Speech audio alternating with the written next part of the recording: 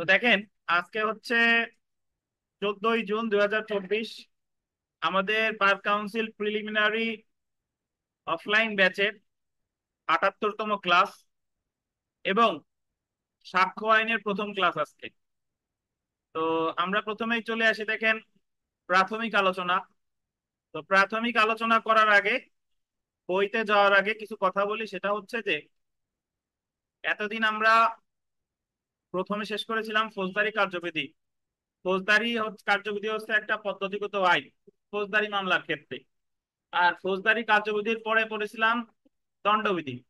তো দণ্ডবিধি হচ্ছে ফৌজদারি মামলার ক্ষেত্রে একটা তত্ত্বগত আইন বা মূল আইন। কারণ দণ্ডবিধিতে শুধু অপরাধের সংজ্ঞা দেওয়া হয়েছে, কিন্তু ওই অপরাধের মামলা কিভাবে করতে হবে এই কথাগুলো কিন্তু দণ্ডবিধিতে নাই। বিভিন্ন পদ্ধতিগত বিষয়গুলো আলোচনা করা হয়েছে ফৌজদারি কার্যবিধিতে। তো যদি আপনাদের পরীক্ষায় প্রশ্ন আসে যে ফৌজদারি মামলার ক্ষেত্রে পদ্ধতিগত আইন কোনটা, ফৌজদারি কার্যবিধি। ফৌজদারি মামলার ক্ষেত্রে তত্ত্বগত আইন কোনটা, দণ্ডবিধি। ঠিক একই ভাবে তারপরে আমরা পড়েছিলাম দেওয়ানি কার্যবিধি। দেওয়ানি কার্যবিধি একটা পদ্ধতিগত আইন।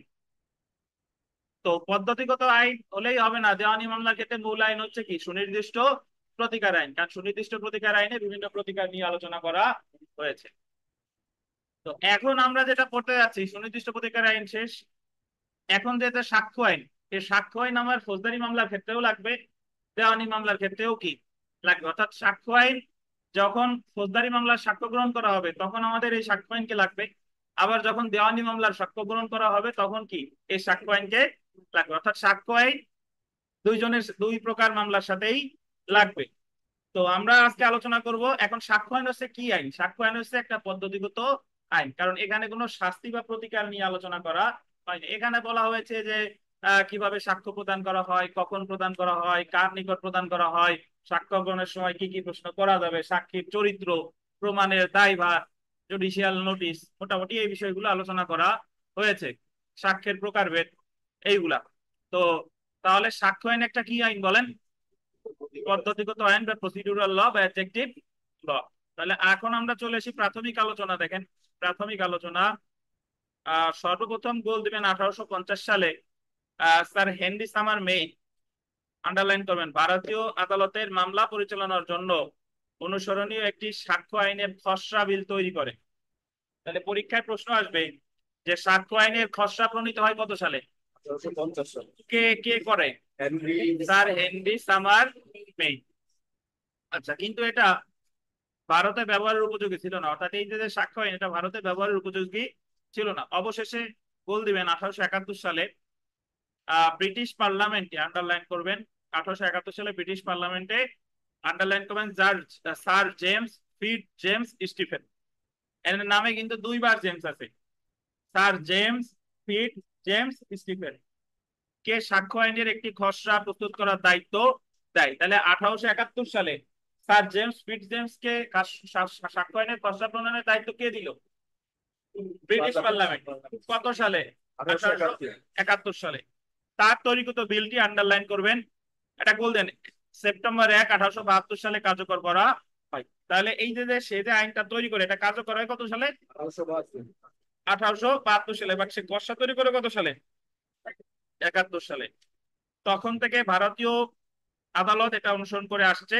বর্তমানে বাংলাদেশে আন্ডারলাইন করেন সামান্য কিছু সংশোধনী ছাড়া এই আইনটি প্রয়োগ হচ্ছে। অর্থাৎ এই আইনের সামান্য কিছু সংশোধন ছাড়া এই আইনটি এখনো বাংলাদেশে প্রয়োগ হচ্ছে।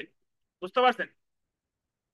তাহলে এখান থেকে যে ধরনের প্রশ্ন আসতে পারে সেটা হচ্ছে যে আসবে যে সাক্ষ্য আইনের খসড়া সর্বপ্রথম প্রণয়ন করা হয় কত সালে?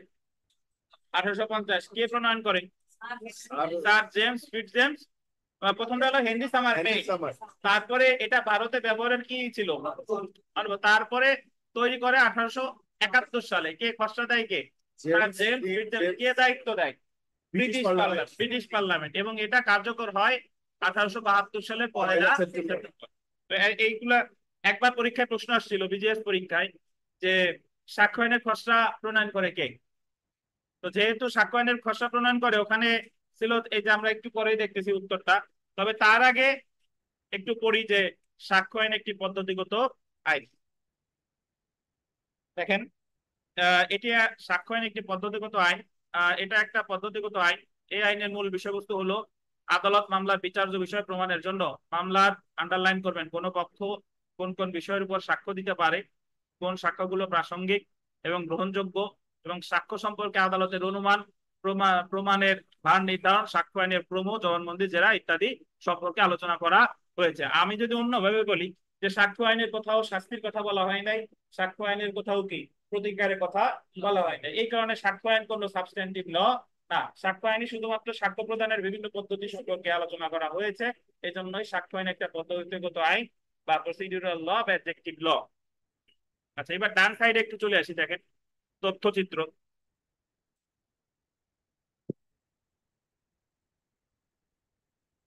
সাক্ষ্য আইনের খসড়া প্রস্তুতকারী হলো যার স্যার জেমস, এটা আন্ডারলাইন করেন, ইংলিশ স্পেলিংটাও দেখেন।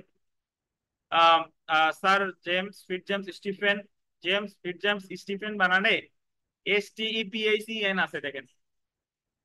কারণ একবার পরীক্ষায় প্রশ্ন আসছিল, ওই জায়গায় স্টিফেনে এক বানানো গেল BEN, আর এক বানানো হলো PHEN। আচ্ছা, তাহলে সাক্ষ্য আইনের সাক্ষ্য আইন প্রণয়ন করা হয়, এই যে দেখেন 1872 সালের 15ই মার্চ। মানে প্রণয়ন মানে হলো পাশ করে, পাশ করে কত সালে? 1872 সালের 15ই মার্চ। আর ওটা কার্যকর হয় কত সালে? 1 সেপ্টেম্বর। তো 1872 সালে সাক্ষ্য আইনটি কার্যকর হয় 1872 সালের 1 সেপ্টেম্বর। সাক্ষ্য আইনের মোট অংশ 3টি, বললেন। সুনির্দিষ্ট প্রতিকার আইনের কয় অংশ ছিল? 3টা।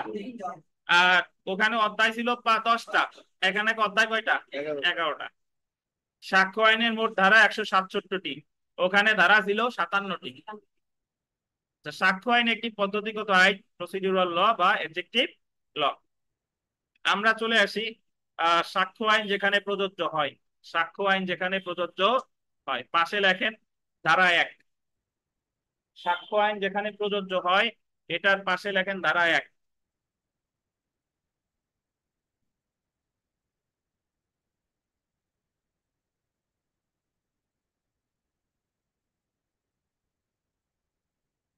লিখছেন? সাক্ষ্য আইন আদালতের মধ্যে বা সম্মুখে সংগঠিত সকল বিচারিক কার্যক্রমের ক্ষেত্রে, এমনকি আন্ডারলাইন করবেন কোর্ট মার্শালের ক্ষেত্রেও প্রযোজ্য। মানে আদালতের মধ্যে বা বিচারকের সামনে যে সকল কার্যক্রম, সকল ক্ষেত্রেই সাক্ষ্য আইন প্রযোজ্য। এখানে বলতেছে যে কোর্ট মার্শালের ক্ষেত্রেও প্রযোজ্য। কোর্ট মার্শাল ধরেন আর্মি, নৌ, এয়ারফোর্স, এদের বিচার ব্যবস্থা আলাদা, মানে ওদের চাকুরি রিলেটেড ব্যাপার স্যাপার, যেগুলা যেটা বলা কি কোর্ট মার্শাল। তো দেখেন, কিন্তু কোর্ট মার্শাল যদি আন্ডারলাইন করেন দ্য আর্মি অ্যাক্ট 1952, অথবা আন্ডারলাইন করবেন দ্য নেভাল ডিসিপ্লিন অর্ডিন্যান্স 1961, অথবা দ্য এয়ারফোর্স অ্যাক্ট 1953 অনুসারে গঠিত হয়, তাহলে 1872 সালের সাক্ষ্য আইন উক্ত কোর্ট মার্শালের ক্ষেত্রে প্রযোজ্য। বললো যে সাক্ষ্য আইন কোর্ট মার্শালের ক্ষেত্রেও প্রযোজ্য, বা 3টা আইন অনুযায়ী যদি কোর্ট মার্শাল গঠিত হয়, তাহলে সাক্ষ্য আইন আমাদের 1872 সালে সাক্ষ্য আইন প্রযোজ্য হবে। কি কি দেখেন, army act 1952, the Naval discipline ordinance কত? 1961। আর দ্য এয়ারফোর্স অ্যাক্ট কত? 1953। এই 3টা আইন অনুযায়ী, এই 3টা আইন আপনার মনে রাখতে হবে। Army act 52, Naval discipline ordinance 1961, আর এয়ারফোর্স অ্যাক্ট কত? 53। আচ্ছা, তো আমরা সাক্ষ্য আইন যে ক্ষেত্রে প্রযোজ্য না, এটা দেখি। কোন আদালত বা বিচারকের নিকট দাখিলকৃত কোনো, বল দেবেন, হলফনামা বা এফিডেভিট এর ক্ষেত্রে প্রযোজ্য না। হলফনামা বা এফিডেভিটের ক্ষেত্রে সাক্ষ্য আইন কি প্রযোজ্য না। সুতরাং আদালতের নিকট দাখিলকৃত হলফনামা, গোল দিবেন, সাক্ষ্য বলে গণ্য হবে না। এর পাশেও ধারা লেখেন 1। তাহলে আমরা যে হলফনামা গুলো করি, এটা এক প্রকৃতপক্ষে কি বলে গণ্য হবে না? সাক্ষ্য বলে গণ্য হবে না। এই কথাটাই বলছে কত ধারায়? সাক্ষ্য আইনের 1 ধারায়। তারপরে দেখেন, বল দিবেন কোন সালিসী বিচারকের সম্মুখে সংগঠিত কার্যাবলীর ক্ষেত্রে, সালিসী বিচারক, সালিসী কার্যক্রমের ক্ষেত্রে ওই যে বিভিন্ন কথাবার্তা হয়, এগুলার ক্ষেত্রেও সাক্ষ্য আইন কি প্রযোজ্য না। এখন মিতা বলেন তো যে আমরা দেওয়ানি কার্যবিধিতে সালিসি করেছিলাম কোথায়?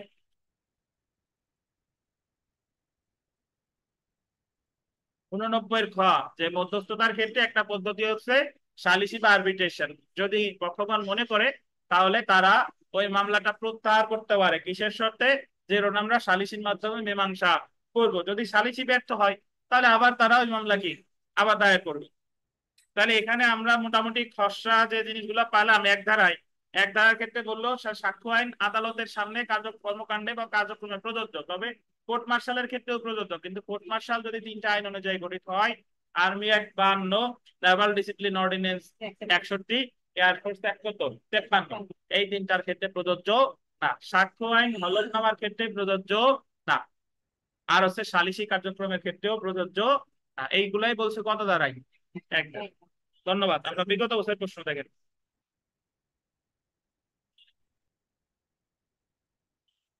ডাইভিডেন্স অ্যাক্ট 1872 প্রণয়ন করে।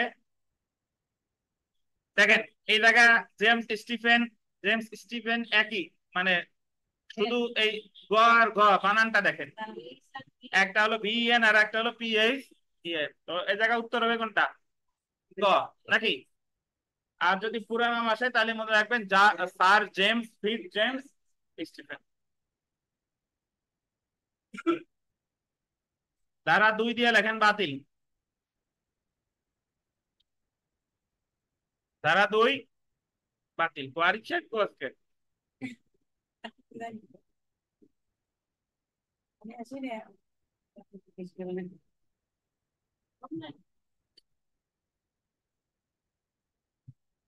আচ্ছা, আমরা 2 নম্বর প্রশ্নটা একটু দেখি।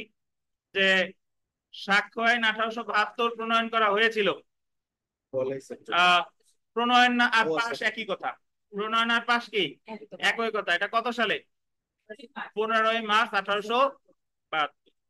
আর সাক্ষ্য আইন 1872 কার্যকর হয়েছিল 1 সেপ্টেম্বর 1872। আচ্ছা, 4 নাম্বারটা দেখেন। কে 1872 সালে সাক্ষ্য আইনের খসড়া প্রস্তুত করে? Sir James fit James Stephen. এখন এখানে উত্তর স্যার হেনরি সামার মেইন হলো না কেন? কারণ আর এটা তো বলছে 1872 সালের খসড়া। যদি বলতো যে সর্বপ্রথম খসড়া করে কে, তাহলে স্যার হেনরি সামার মেইন। উনি ছিলেন মেইন লোক নাকি, আর বাকি সব হলো মেইন না। আচ্ছা, সাক্ষ্য আইনের মোট কতটি ধারা আছে? 167টি। এগুলা মোটামুটি পারবেন। আমরা 8 নাম্বার প্রশ্নটা দেখি, এটা একটু গুরুত্বপূর্ণ। যে 1872 সালের সাক্ষ্য আইন নিম্নলিখিত কোন আইনের অধীন গঠিত সামরিক আদালতের ক্ষেত্রে প্রযোজ্য না? Army act 62। এটা 62 হবে না, এই বাংলাটা ভুল, ইংলিশটা ভুল আছে দেখেন। এটা 52 হবে, মানে বাংলা ঠিক আছে, ইংলিশে 62 লিখছে। একটু ঠিক করে নেন। পাইছেন?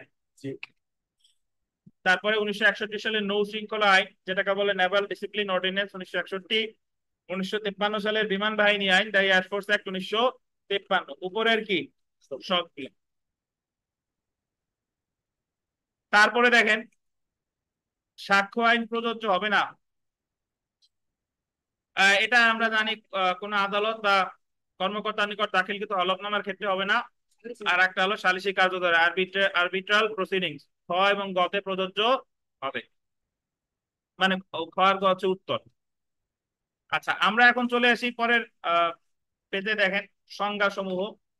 সংজ্ঞা সমূহ ধারা দেখেন 3। সাক্ষ্য আইনের যত সংজ্ঞা দেওয়া হয়েছে সব সংজ্ঞা দেওয়া হয়েছে 3 ধারায়। প্রতিটা আইনের একটা ডেফিনেশন ক্লজ থাকে বা ইন্টারপ্রিটেশন ক্লজ থাকে, যে ধারায় সকল সংজ্ঞা দেওয়া হয়েছে। যেরকম দেওয়ানি কার্যবিধির কত ধারা ছিল? 2 ধারা। ফৌজদারি কার্যবিধির কত ধারা? 4 ধারা। দণ্ডবিধিতে হচ্ছে আপনার 6 থেকে শুরু করে 52 ক পর্যন্ত বিভিন্ন ধারা।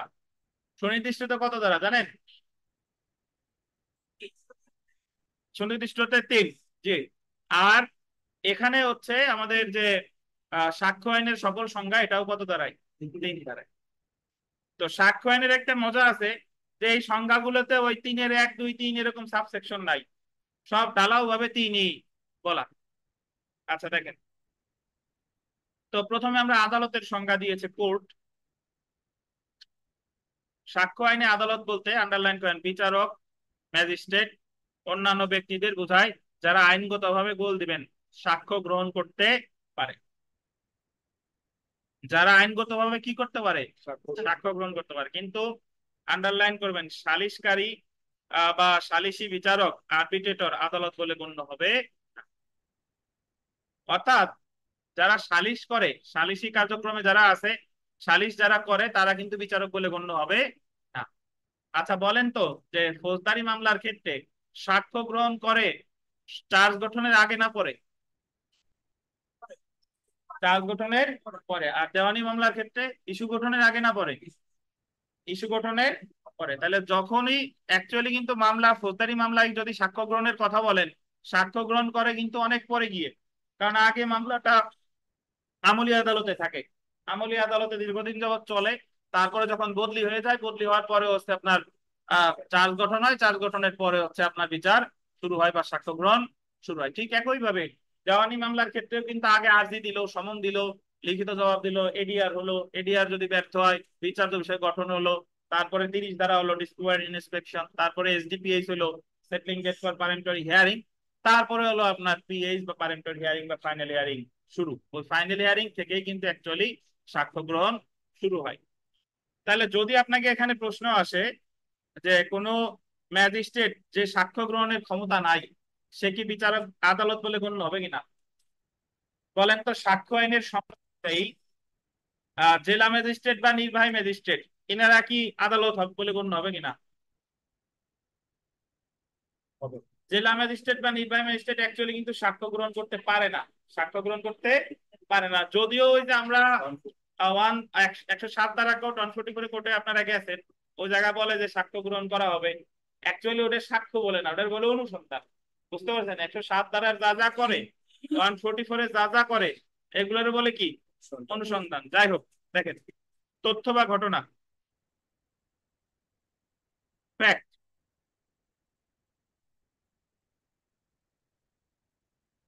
তথ্য বা ঘটনা, ঘটনা বা তথ্য অর্থ হলো এমন কোন ঘটনা বা তথ্য, আন্ডারলাইন করবেন, যা ঘটেছে বা বিদ্যমান ছিল বলে জানা যায়। সাক্ষ্য আইনের আন্ডারলাইন করবেন 3 ধারায় তথ্য বা ঘটনা 2 প্রকার, বল দেবেন।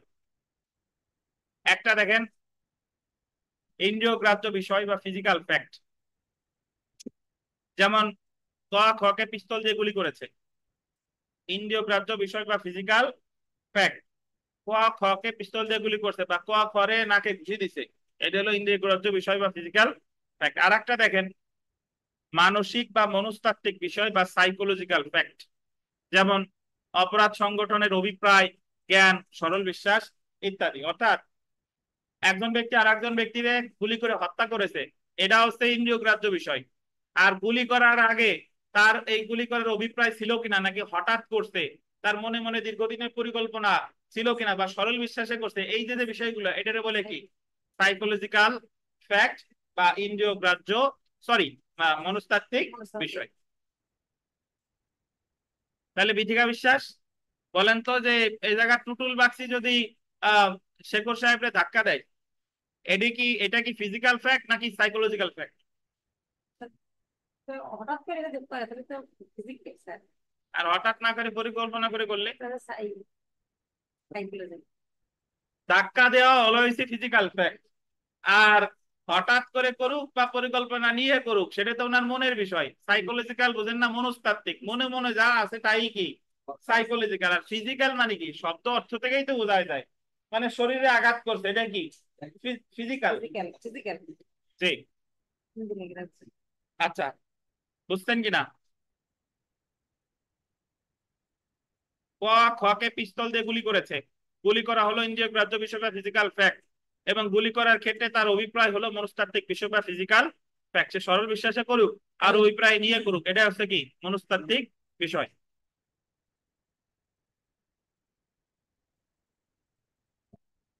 আমরা চলে এসে প্রমাণ। সাক্ষ্য আইনের অধীন প্রমাণকে গোল দিবেন 3টি ভাগে ভাগ করা যায়। কয়টা ভাগে? যদি বলে ঘটনা কয় প্রকার, নাই নতুন বইতে? আচ্ছা, সাক্ষ্য আইনে ঘটনা কয় প্রকার, কি কি?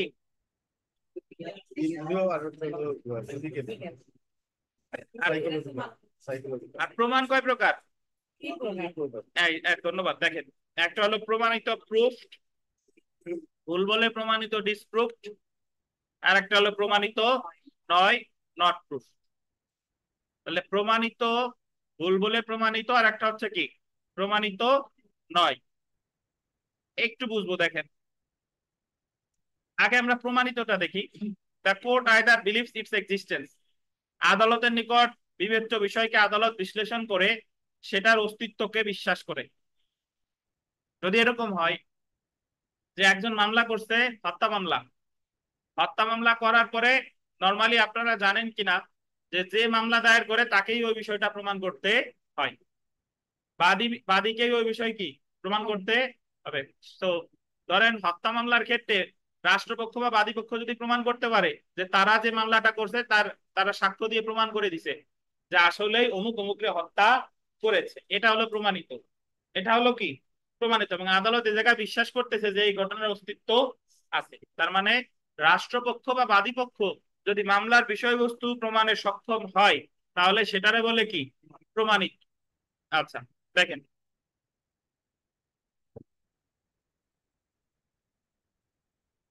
একটি সত্য ঘটনা সত্য বলে প্রমাণিত হতে পারে, একইভাবে একটি মিথ্যা ঘটনা মিথ্যা বলে প্রমাণিত হতে পারে। সুতরাং প্রমাণিত প্রুফ বলতে সত্য ঘটনা সত্য বলে প্রমাণিত হওয়া এবং মিথ্যা ঘটনা মিথ্যা বলে প্রমাণিত হওয়া।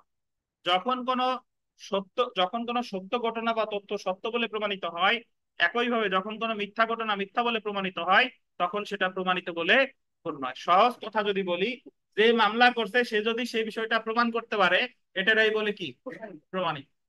বুঝতে পারছেন? এবার আসেন ভুল বলে প্রমাণিত, disproved. The court believes non existence of the matters before it, আদালতের নিকট বিবেচ্য বিষয়কে আদালত বিশ্লেষণ করে সেটার অস্তিত্ব নেই বলে বিশ্বাস করে। আপনি মামলা করেছিলেন যে ডিপজল হত্যা করছে আহ, নায়ক শাকিব খানকে, কিন্তু মামলা করার পরে আহ, ডিপজল যে শাকিব খানকে হত্যা করছে এটা আপনি সাক্ষ্য প্রমাণ দিয়ে প্রমাণ করতে পারেন নাই, তাহলে এটা হচ্ছে কি ভুল বলে প্রমাণিত। বুঝতে পারছেন? আচ্ছা, তো দেখেন ভুল বলে প্রমাণিত এই ক্ষেত্রে কোর্ট তার নিকটে আন্ডারলাইন করবেন দাখিলকৃত ঘটনাবলীর বিশ্লেষণে এই সিদ্ধান্তে গ্রহণ করে যে আলোচ্য ঘটনার কোনো অস্তিত্বই কি ছিল না, মানে ওরকম কোনো ঘটনাই ঘটে নাই। বাট অ্যাকচুয়ালি শাকিব খান মারা, যদিও শাকিব খান মারা গেছে কিন্তু ডিপজল তারে হত্যা করে নাই। তাহলে আমি যদি যে বিষয়ে মামলা করলাম সেটা যদি আমি প্রমাণ করতে পারি এটা হচ্ছে প্রমাণিত, আর সেটা যদি আমি প্রমাণ করতে না পারি এটা কি ভুল বলে প্রমাণিত। আচ্ছা,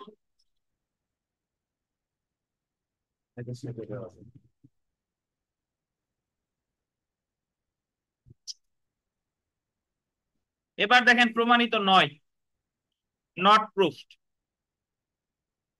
কোন বিষয় প্রমাণিত নয় বলে গণ্য হবে যখন এটা প্রমাণিত হয় না বা ভুল বলেও প্রমাণিত হয় না। মানে মামলা যে করছে সেও এটা প্রমাণ করতে পারে নাই, আবার প্রতিপক্ষ ছাপায় সাক্ষীও যদি ধরে দিয়ে দিল সেও প্রমাণ করতে পারে না, মানে বাদী পক্ষও পারে নাই বিবাদী পক্ষও কি পারে নাই, তাহলে ধরে নিতে হবে এটা কি প্রমাণিত নয়।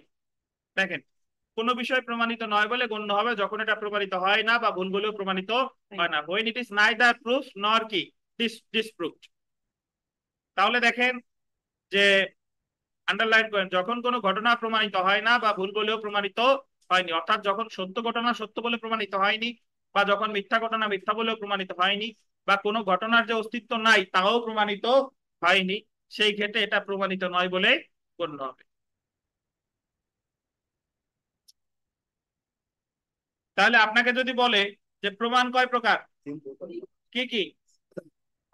প্রমাণিত, ভুল বলে প্রমাণিত, আর একটা আছে কি প্রমাণিত নয়। আর তথ্য বা ঘটনা কয় প্রকার, কি কি?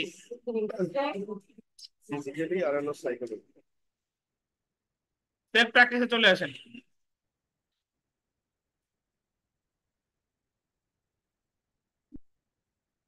এই আরিফ সাহেব কই? সাক্ষ্য আরিফ সাহেবটা তো সাক্ষ্য আইন অনুযায়ী নিম্নের কোন ব্যক্তি আদালত বলে গণ্য হবে না? স্বেচ্ছায় মীমাংসাকারী বা সালিসকারী। সালিসকারী। আপনারা আরিফ সাহেব কিন্তু রেগুলার বলতেছে না যে স্যারের টিউশন ফি দেন দেন দেন, রেগুলার বলতেছে, কিন্তু ওনারটাই কিন্তু বাকি আছে। আসেন দেখেন,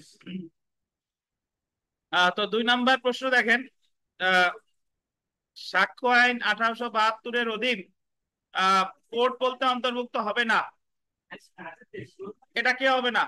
সালিসকারী। 2 নম্বর পার নাই, মেলে না, আর সমস্যা নাই।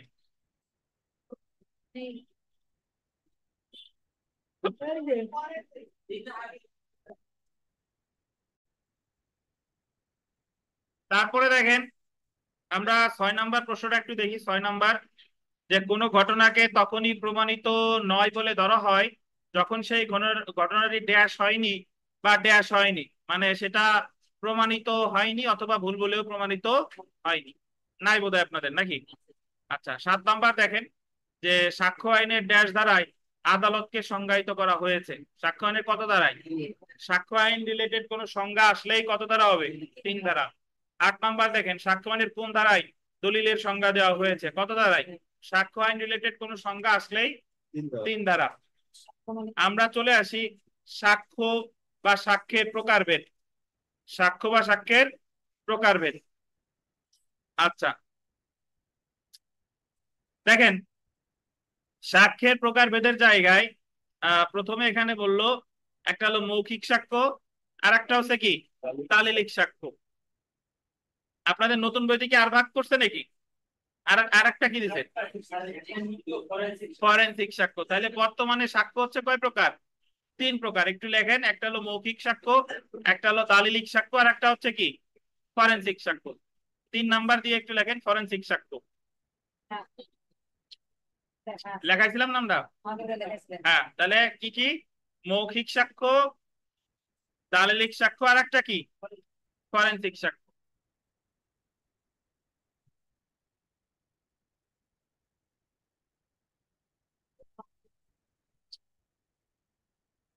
লিখেছেন?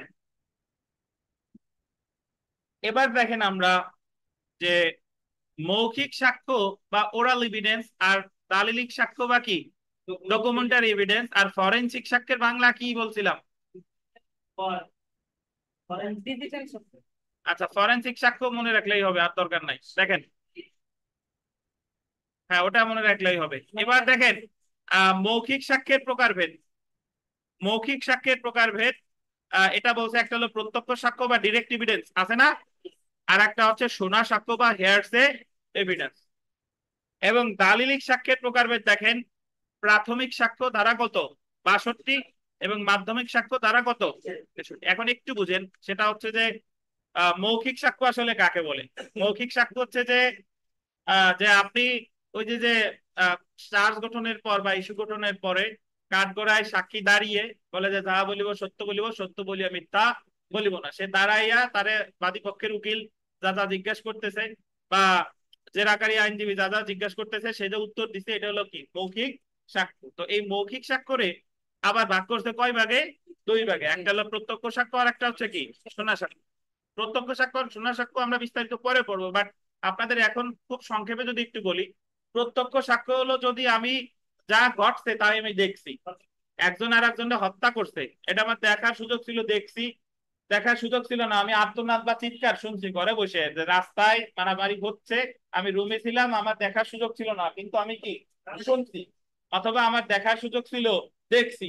অথবা ইন্দ্রিয় দ্বারা অনুভব করার যোগ্য ছিল, ইন্দ্রিয় দ্বারা অনুভব করছি। আমি ঘর পুড়ে গেছে, দেখতেও পারিনি, শুনতেও পারি না, কিন্তু পোড়া পোড়া গন্ধ পাইছি। তাহলে এই যে যে আমি যা দেখছি বা যা শুনছি বা ইন্দ্রিয় দ্বারা অনুভব করছি, এটা হচ্ছে কি প্রত্যক্ষ সাক্ষ্য। তাহলে শোনা সাক্ষ্য কি? শোনা সাক্ষ্য হলো আরিফ সাহেব বলছে যে উনি শেখর সাহেবকে দেখছে হত্যা করতে ওমর ফারুক, এটা হলো দেখছে কি আরিফ। কিন্তু আরিফ আইসা আবার গল্প দিছে কার কাছে?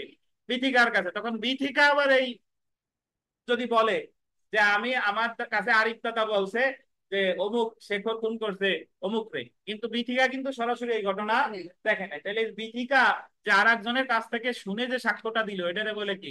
শোনা সাক্ষ্য বা হিয়ারসে এভিডেন্স। আর যে ঘটনা আমার দেখার ছিল, আমি দেখছি, শোনার ছিল শুনছি, ইন্দ্রিয় দ্বারা অনুভব করার ছিল পড়ছি, এটা হচ্ছে কি? প্রত্যক্ষ প্রত্যক্ষ সাক্ষ্য। ধন্যবাদ। এগুলো আমরা বিস্তারিত পড়বো, বাট আপনাদের ধারণা দিলাম।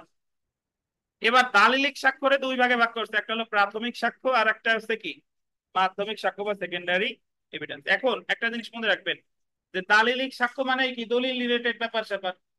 তা আপনি যদি স্বয়ং মূল দলিল দেন আদালতে, এটা হচ্ছে প্রাথমিক সাক্ষ্য। আর আপনি যদি মূল দলিল না দিয়ে মূল দলিলের কি দেন, ফটোকপি দেন, তাহলে ওটা হচ্ছে কি?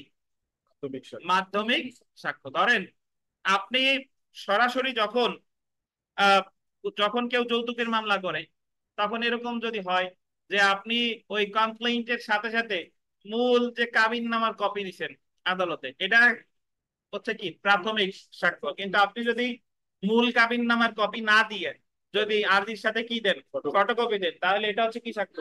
মাধ্যমিক সাক্ষ্য। বুঝতে পারছেন? তাহলে স্বয়ং মূল দলিল হচ্ছে প্রাথমিক সাক্ষ্য, আর মূল দলিলের ফটোকপি হচ্ছে কি? মাধ্যমিক সাক্ষ্য।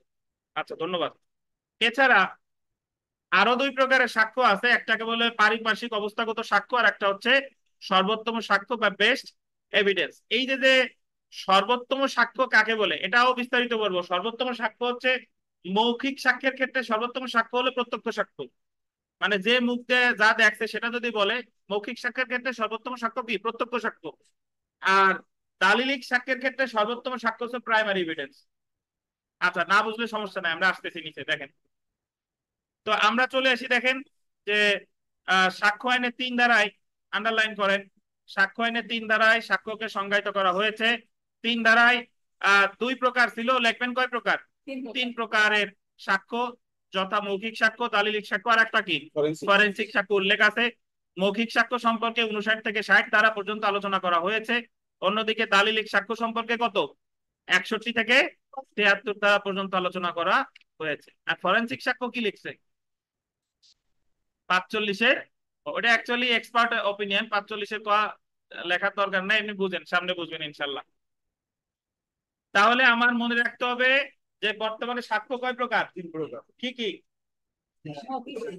মৌখিক সাক্ষ্য, দালিলিক সাক্ষ্য, আর একটা কি? মৌখিক সাক্ষ্য সম্পর্কে আলোচনা করছে 59 থেকে 60, আর দালিলিক সাক্ষ্য সম্পর্কে 61 থেকে 73।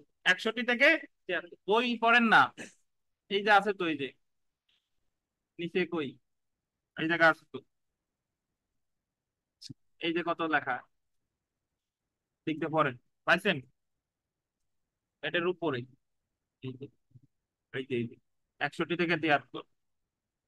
এখন আমরা চলে এসে সাক্ষ্যের অর্থ। দেখেন, মিনিং অফ এভিডেন্স। সাক্ষ্য আইনের 3 ধারায় সাক্ষ্যকে সংজ্ঞায়িত করা হয়েছে। সাক্ষ্য আইনের 3 ধারায় বিধান করা হয়েছে, বল দিবেন, বিচার বা অনুসন্ধানের অধীন বিষয়ের সাথে সংশ্লিষ্ট বিষয় সম্পর্কে বল দিবেন কোন সাক্ষীকে যে বিবৃতি দেওয়ার অনুমতি দেয় বা সাক্ষী কর্তৃক যে বিবৃতি আদালতে দেওয়ার প্রয়োজনীয়তা আছে, সেই বিবৃতি হলো সাক্ষ্য। এই বিবৃতিকে মৌখিক সাক্ষ্য বা ওরাল এভিডেন্স বলে। অর্থাৎ বিচার্য বিষয় বা অনুসন্ধানীয় যে বিষয়, যে বিষয় নিয়ে মামলা হয়েছে, সেই রিলেটেড বিষয়ের কোন সাক্ষীকে আদালত যে প্রশ্ন করে বা সাক্ষী আদালতে যে সাক্ষ্য দেওয়ার প্রয়োজনীয়তা অনুভব করে, সেটাকেই কি বলে? মৌখিক সাক্ষ্য। আচ্ছা, এখন একটা জিনিস খেয়াল করবেন। ধরেন কাউরে হত্যা মামলায় গ্রেফতার করে নিয়ে গেছে বা যৌতুকের মামলায় গ্রেফতার করে নিয়ে গেছে, পরের দিন আপনি আহ আমলি আদালতে যে জামিন চাইতেছেন, দেখা গেল সে তাকে সে যে আসামি স্বয়ং উপস্থিত আছে বা যে মামলা করছে সেও উপস্থিত আছে। তো তাদেরকে যদি আদালত কোনো প্রশ্ন জিজ্ঞাসা করে, এটা কি সাক্ষ্য কিনা? বললাম বললাম যে আহ, একজন ব্যক্তিকে ধরেন যৌতুকের মামলায় গ্রেফতার, মানে ওয়ারেন্ট ইস্যু হয়েছে। ওয়ারেন্ট ইস্যু হইলে তো তারা ধরেও নিয়ে যেতে পারে, অথবা সে স্বেচ্ছায় হাজির হয়ে আহ জামিনের আবেদন করছে।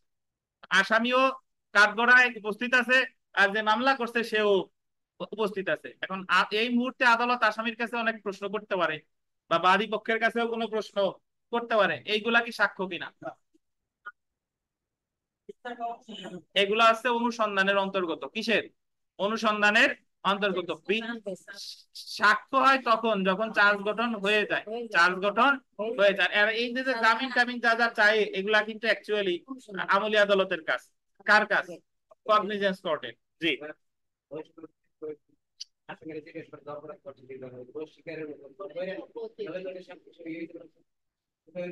না, দোষ স্বীকার তো আর জামিনের সময় করে না ভাই। দোষ স্বীকার তো 164 এর সময় করে। 164 যদি সে ম্যাজিস্ট্রেটের কাছে স্বেচ্ছায় বলে যে আমি হত্যা করছি, না,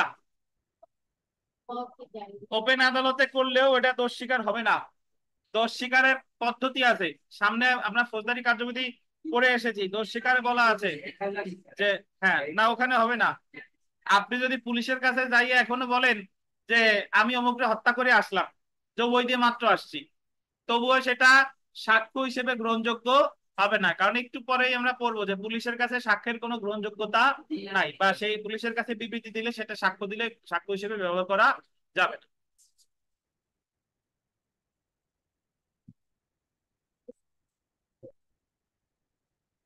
এ 7টার ভিতর কয়টা শুরু শেষ হয়েছে বই? দেখেন তো, দেখেন আদালতের নিরীক্ষার বা পরিদর্শনের জন্য, আন্ডারলাইন করেন, যে সকল দলিল উত্থাপন করা হয় আদালতের নিরীক্ষার জন্য বা পরিদর্শনের জন্য, যেসব দলিল কি করা হয়, উত্থাপন করা হয়, সেই সকল দলিলকে দালিলিক সাক্ষ্য বা ডকুমেন্টারি এভিডেন্স বলে। সুতরাং সাক্ষ্য আইনের 3 ধারায় 3 প্রকারের সাক্ষ্যের কথা উল্লেখ আছে। আর এখন আপনি বলতে পারেন যে স্যার তাইলে ওই যে আমরা পড়লাম যে ফরেনসিক সাক্ষ্য কি? ফরেনসিক সাক্ষ্য হলো ওই যে আপনার ডিএনএ আর ডিএনএ টেস্ট, তারপরে আপনার ওই যে বিভিন্ন যে রাসায়নিক পরীক্ষা নিরীক্ষা আছে, এইগুলা হচ্ছে আপনার ফরেনসিক সাক্ষ্য। পোস্টমর্টেম রিপোর্ট, এগুলা হচ্ছে কি ফরেনসিক সাক্ষ্য। বুঝতে পারছেন? আচ্ছা, তাহলে এখন থেকে যদি পরীক্ষায় প্রশ্ন আসে সাক্ষ্য কয় প্রকার? 3 প্রকার। 3 প্রকার। আমরা চলে আসি সেলফ প্র্যাকটিসের 2 নাম্বার প্রশ্নে। দেখেন,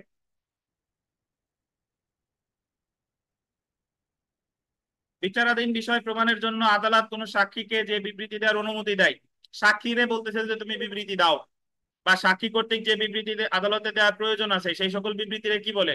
মৌখিক সাক্ষ্য। তারপরে দেখেন 3 নাম্বার, যে আদালতের পরিদর্শনের জন্য, আন্ডারলাইন করেন, পরিদর্শনের জন্য যে সকল দলিল উপস্থাপন করা হয় তাকে কি বলে? দালিলিক সাক্ষ্য। 4 নাম্বার দেখেন, যে সাক্ষ্য আইনের 3 ধারায় সাক্ষ্যকে কয়টি ভাগে ভাগ করছে? এখন কয়েকটা লিখবেন? 3টি।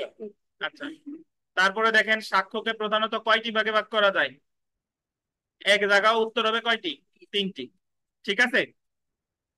আচ্ছা, এখন আমরা চলে আসি, দেখেন যে মৌখিক সাক্ষ্য বা ওরাল এভিডেন্স। মৌখিক সাক্ষ্যের ইংরেজি কি? Oral evidence. ধারা দেখেন 59 থেকে কত? 60। তাহলে মৌখিক সাক্ষ্য সম্পর্কে বলা হয়েছে 59 থেকে 60। আমরা পড়ি, দেখেন যে মৌখিক সাক্ষ্যকে সংজ্ঞায়িত করা হয়েছে 3 ধারায়। মৌখিক সাক্ষ্য দ্বারা কোনো বিষয়, আন্ডারলাইন করেন, মৌখিক সাক্ষ্য নাকি মৌখিক সাক্ষ্য দ্বারা কোনো বিষয়ে প্রমাণ, সাক্ষ্য তো আরিফ সাহেব বলে, মৌখিক সাক্ষ্য দ্বারা কোনো বিষয়ে প্রমাণ 59 ধারায় আলোচনা করা হয়েছে। আর 60 ধারা অনুসারে আন্ডারলাইন করবেন, মৌখিক সাক্ষ্য অবশ্যই প্রত্যক্ষ হতে হবে। তাহলে মৌখিক সাক্ষ্য দ্বারা কোনো বিষয় কিভাবে প্রমাণ করা যাবে, এই কথাটা বলা হয়েছে কত ধারায়? 59 ধারায়। আর মৌখিক সাক্ষ্য সর্বদা প্রত্যক্ষ হতে হবে, এটা বলছে কততে? 60 ধারায়। আমরা বুঝবো, দেখেন আগে মৌখিক সাক্ষ্য অর্থ বুঝি। আচ্ছা, যারা যারা অনলাইনে আছে আমি আবার গ্রুপে লিংক দিচ্ছি, তারা আবার জয়েন করেন।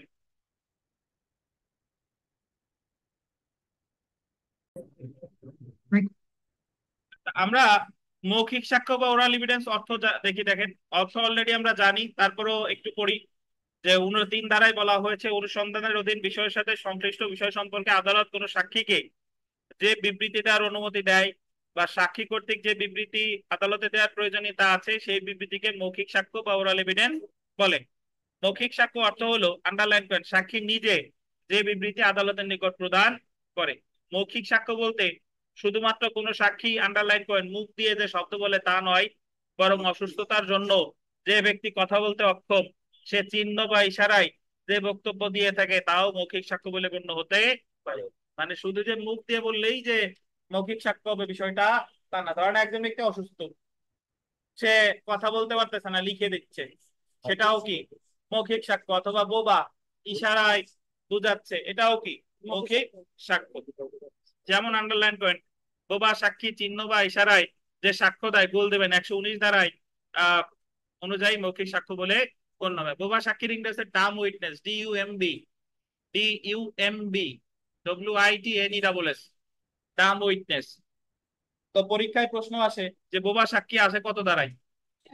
119 jump free.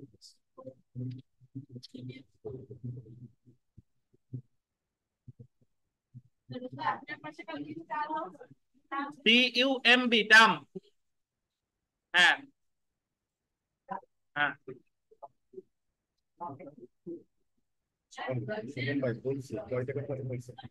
আচ্ছা দেখেন, মৌখিক সাক্ষ্য দ্বারা ঘটনা প্রমাণ, আন্ডারলাইন করেন, মৌখিক সাক্ষ্য দ্বারা ঘটনা প্রমাণ, proof of facts by oral evidence, দ্বারা 59 59 দ্বারাই বিধান করা হয়েছে, আন্ডারলাইন করবেন, দলিলের বিষয়বস্তু ব্যতীত সকল বিষয় মৌখিক সাক্ষ্য দ্বারা প্রমাণ করা যেতে পারে। All facts except the contents of documents, ইংলিশটা আন্ডারলাইন করেন, মে বি বলছে, may be proved by the oral evidence. তিনটা স্টার দেন। পরীক্ষায় প্রশ্ন আসে যে দলিলের বিষয়বস্তু ছাড়া সকল বিষয় কি দ্বারা প্রমাণ করা যাবে? মৌখিক সাক্ষ্য দ্বারা। কত দ্বারাই বলছে? অর্থাৎ আপনি যদি দাবি করেন যে আমি এই জায়গার মালিক, আমার দলিল আছে, তাহলে এই যে যে দলিল আছে এটা আপনার দলিলটা দেখাই আপনার প্রমাণ করতে হবে। এই জায়গায় মুখের কথা, মুখের সাক্ষী দিলে হবে না। তাহলে পরীক্ষায় যদি প্রশ্ন আসে যে দলিলের বিষয়বস্তু ছাড়া সকল বিষয় কোন সাক্ষ্য দ্বারা প্রমাণ করা যাবে? মৌখিক সাক্ষ্য বা ওরাল এভিডেন্স। কত দ্বারাই বলছে? 59 দ্বারা। All facts except the contents of documents may be proved by the oral evidence. অর্থাৎ দেখেন, দলিলের বিষয়বস্তু আন্ডারলাইন করেন, মৌখিক সাক্ষ্য দ্বারা প্রমাণ করা যায় না। কারণ হলো যেখানে আন্ডারলাইন করেন কোন দলিল বা নথি থাকে, সেই ক্ষেত্রে উক্ত লিখিত দলিল বা নথি দিয়েই উক্ত দলিলের বিবরণ প্রমাণ করতে হবে। দলিলের বিবরণ প্রমাণের ক্ষেত্রে উক্ত দলিলই হলো সর্বোত্তম সাক্ষ্য। বুঝেন কিনা?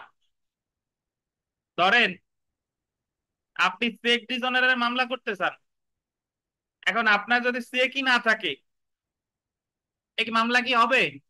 হবে না। অবশ্যই চেক কি সাথে থাকতে হবে। এই জায়গায় মৌখিক সাক্ষী দিলে হবে যে অমুক আমার চেক দিছিল, অমুকের চেক নিয়ে আমি গেছিলাম, আমার সাথে অমুক অমুক ছিল, কিন্তু সব কথা বলতেছেন কিন্তু আপনার কাছে চেক নাই। তো যে জায়গায় দলিল আছে সেই জায়গায় আপনার অবশ্যই কি দেখাইতে হবে? দলিলই দেখাইতে হবে। সেখানে মৌখিক সাক্ষ্য দ্বারা হবে না। 60 দ্বারায় আসেন, মৌখিক সাক্ষ্য অবশ্যই প্রত্যক্ষ হতে হবে। সাক্ষ্য আইনে 60 দ্বারায় বলা হয়েছে মৌখিক সাক্ষ্য অবশ্যই প্রত্যক্ষ হতে হবে। আন্ডারলাইন করবেন, oral evidence must be direct. পরীক্ষায় প্রশ্ন আসে যে oral evidence must be direct, এটি বলা হয়েছে কত দ্বারায়? 60 দ্বারায়। মাস্ট বি ডিরেক্ট এই কথাটার অর্থ কি? এই কথাটার অর্থ একটু আগে আমি বলছি যে যা দেখার সুযোগ ছিল তাই আমি দেখছি, যা শোনার সুযোগ ছিল আমি শুনছি, যা ইন্দ্রিয় দ্বারা অনুভব করার ছিল আমরা ইন্দ্রিয় দ্বারা অনুভব। ধরেন যদি এরকম হয় যে এই নিচে দুই পক্ষ মারামারি লেগে একটা গাড়ি পোড়ায় দিছে, পোড়ায় দেওয়ার পরে গাড়িতে ধরেন একজন লোক ছিল, সে পুড়ে কি মারা গেছে। এখন যারা যারা ওই ঘটনাটা চাক্ষুষ দেখছে, ওনার দেখার সুযোগ ছিল, দেখছে। আমরা ছাদের উপরে জায়গা আছি, আমরা তো রাস্তায় কি এই মুহূর্তে দেখতেছি না, বাট আমরা আর্তনাদ চিৎকার শুনছি। বুঝেন কিনা? অথবা যদি এরকম হয় আমরা আর্তনাদ চিৎকার শুনি বা না শুনি, আমরা গাড়ি পোড়ার কি পাইছি? গন্ধ পাইছি, ঘ্রাণ পাইছি। তাহলে আমরা যদি এতটুকু বলি যে সাক্ষ্য দিতে গিয়ে যে আমরা কে কাকে হত্যা করছে বা কে কার গাড়ি পোড়াইছে জানি না, তবে আমরা অমুক জায়গায় সবাই মিলে পড়তেছিলাম, এমন সময় আর্তনাদ চিৎকার শুনছি এবং গাড়ি পোড়ার যে স্মেল আছে সেটা আমরা পাইছি, তাহলে আমাদের এই সাক্ষ্যটা কি সাক্ষ্য বলেন? প্রথমত মৌখিক সাক্ষ্য। আর যেহেতু আমরা যতটুকু দেখা শোনার সুযোগ ছিল বা ইন্দ্রিয় দ্বারা অনুভব করার ছিল ততটুকু করছি, এটা হলো কি প্রত্যক্ষ সাক্ষ্য। বুঝেন কিনা?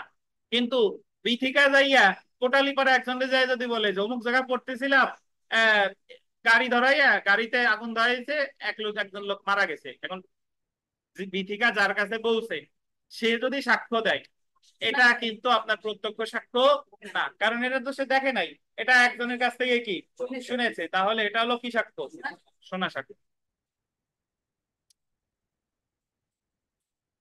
আর এটা হলো কি রূপা সাক্ষ্য। দেখেন তাহলে দেখেন প্রত্যক্ষ সাক্ষ্য বা ডিরেক্ট এভিডেন্স, দেখেন যে সাক্ষ্য আইনের 60 ধারায় প্রত্যক্ষ বা ডিরেক্ট এভিডেন্স কে সংজ্ঞায়িত করা হয়েছে। মৌখিক সাক্ষ্য কখন প্রত্যক্ষ হবে সেটাই 60 ধারায় বিধান করা হয়েছে। 60 ধারা বিধান অনুসারে মৌখিক সাক্ষ্য প্রত্যক্ষ হবে বলতে বোঝায়, আন্ডারলাইন করবেন, যে বিষয় দেখা যায় সেই বিষয়ে কোনো সাক্ষ্য দিতে হলে সেই ব্যক্তি সাক্ষ্য দিতে পারবে যে বিষয়টি দেখেছে বলে দাবি করে। মানে সে যদি বলে যে আমি নিজে দেখছি যে অমুক অমুকরে হত্যা করেছে, সে নিজে দেখছে, তাহলে এটা কি প্রত্যক্ষ সাক্ষ্য। আবার যে বিষয় শোনা যায়, বললেন যে বিষয় কি শোনা যায়, মানে তার দেখার সুযোগ ছিল না কিন্তু সে কি শুনছে, সেই বিষয়ে কোনো সাক্ষ্য দিতে গেলে সেই ব্যক্তি সাক্ষ্য দিতে পারবে যে বিষয়টি শুনেছে বলে সে দাবি করে। আচ্ছা, যদি এটা এমন কোনো ঘটনা হয় আহ আহ, যেটা অন্য কোনো, বল দেবেন, ইন্দ্রিয় দ্বারা অনুভবযোগ্য হয়, তাহলে এটা অবশ্যই সেই সাক্ষীর সাক্ষ্য হবে যে দাবি করে যে উক্ত ইন্দ্রিয় দ্বারা ঘটনাটি অনুভব করেছিল। ইন্দ্রিয় মানে হচ্ছে যে দেখে বা কান দিয়ে শুনতেছেন তা না, আপনি তো নাক দিয়ে গন্ধ নিতে পারেন, অথবা আপনি ধরেন আহ, একজন ব্যক্তি আপনার কাছে, মানে আপনি চোখে দেখেন না কিন্তু সে চিৎকার করতে করতে আসছে, তার গায়ে হাত দিলেন, দেখলেন যে তার গা ভিজা, আপনার মনে হলো যে পুরো শরীর রক্তে ভরা। এখন সে যদি দেখলো যে সে যদি বলে যে আমি ধরে দেখছি যে তার গা ভিজা, আমি মনে করছি এটা হলো রক্ত, তাহলে এটাও কি প্রত্যক্ষ সাক্ষ্য। তারপরে দেখেন 4 নম্বরে বলতেছে যে যদি ঘটনাটি কোনো মতামতকে উল্লেখ করে বা উক্ত মতামতের কারণ সমূহকে উল্লেখ করে, তাহলে এটা এমন ব্যক্তির সাক্ষ্য হতে হবে যে উক্ত কারণ সমূহের উপর ভিত্তি করে মতামত দিয়েছে। এটা আমাদের ইম্পর্টেন্ট না, ওই বাকি 3টা মনে রাখেন, বাকি 3টা মনে রাখলেই হবে যে যা দেখার ছিল দেখছি, যা শোনার ছিল শুনছি, যা ইন্দ্রিয় দ্বারা অনুভব করার ছিল কি ইন্দ্রিয় দ্বারা অনুভব করেছি।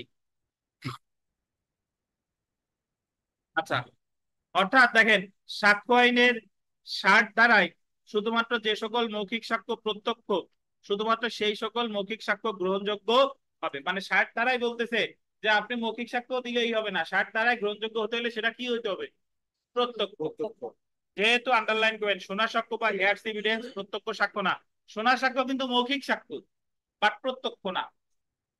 তাই 60 ধারা অনুযায়ী আন্ডারলাইন করবেন, তাই 60 ধারা অনুযায়ী শোনা সাক্ষ্য গ্রহণযোগ্য হবে না। এই শোনা সাক্ষ্যের আর একটা নাম আছে জনশ্রুত সাক্ষ্য বা শ্রুত সাক্ষ্য, বুঝতে পারছেন? শোনা সাক্ষ্য, জনশ্রুত সাক্ষ্য, শ্রুত সাক্ষ্য একই। শোনা সাক্ষ্য আন্ডারলাইন করবেন কোন সাক্ষীর নিজস্ব সাক্ষ্য না, বরং সে অন্যের নিকট হতে যে সাক্ষ্য শুনেছে তাই সেই সাক্ষ্য হলো কি শোনা সাক্ষ্য। এখানে দারুণ একটা উদাহরণ আছে, এই উদাহরণটা পড়লে আমরা ক্লিয়ার হয়ে যাবো। দেখেন,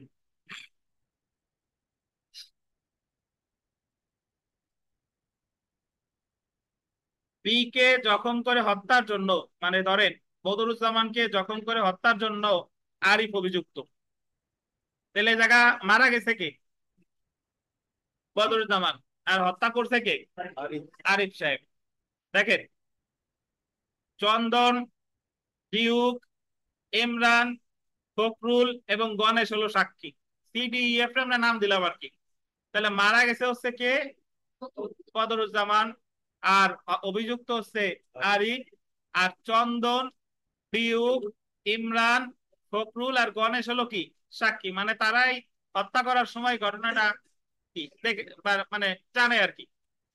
চন্দন বলে যে সে দেখেছে আরিফ বদরুজ্জামানকে জখম করতে, তার মানে চন্দন নিজ চোখে ঘটনাটা দেখছে। ডিউক বলে যে সে বদরুজ্জামানের চিৎকার শুনেছে যে আরিফ তাকে জখম করেছে। ডিউক বলতেছে যে আমি সরাসরি দেখি নাই, তবে আমি শুনছি, এবং মারা যাওয়ার আগে বলতেছিল যে আরিফ আমার আর মাইরো না, আমার আর মাইরো না। তাহলে এটা কে শুনছে? কে? ডিউক থেকে।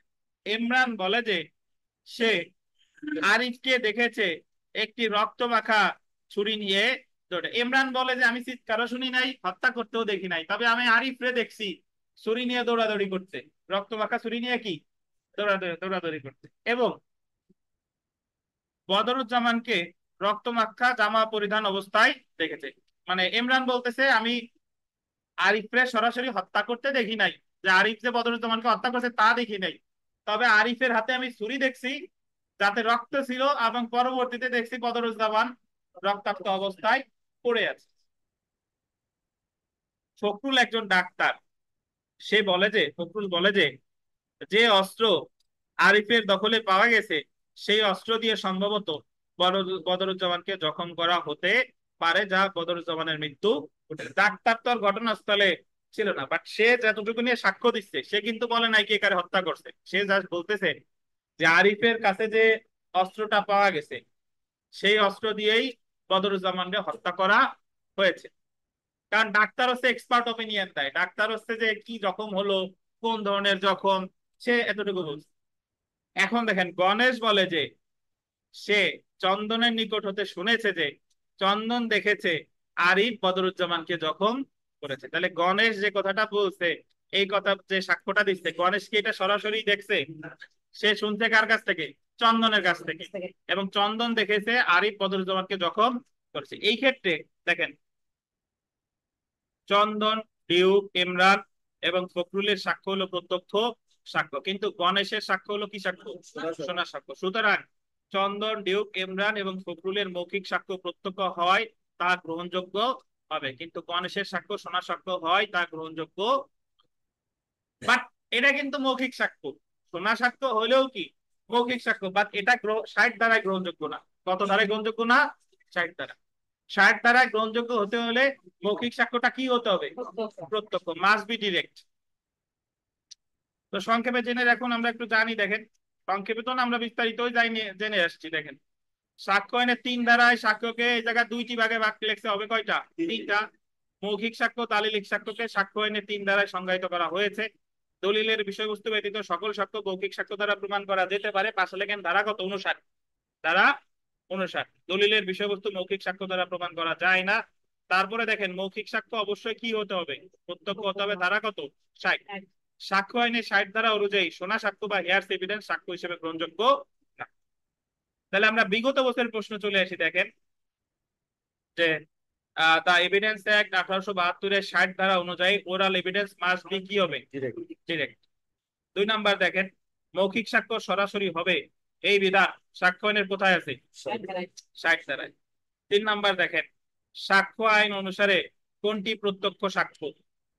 সাক্ষী যে বিষয় সাক্ষ্য দেয় তা সে কি নিজে দেখেছে। সাক্ষী যে বিষয় সাক্ষ্য দেয় তা সে নিজে দেখেনি, এটা কি প্রত্যক্ষ সাক্ষ্য হবে? না। 4 নাম্বার দেখেন সকল ক্ষেত্রেই মৌখিক সাক্ষ্য হবে কি?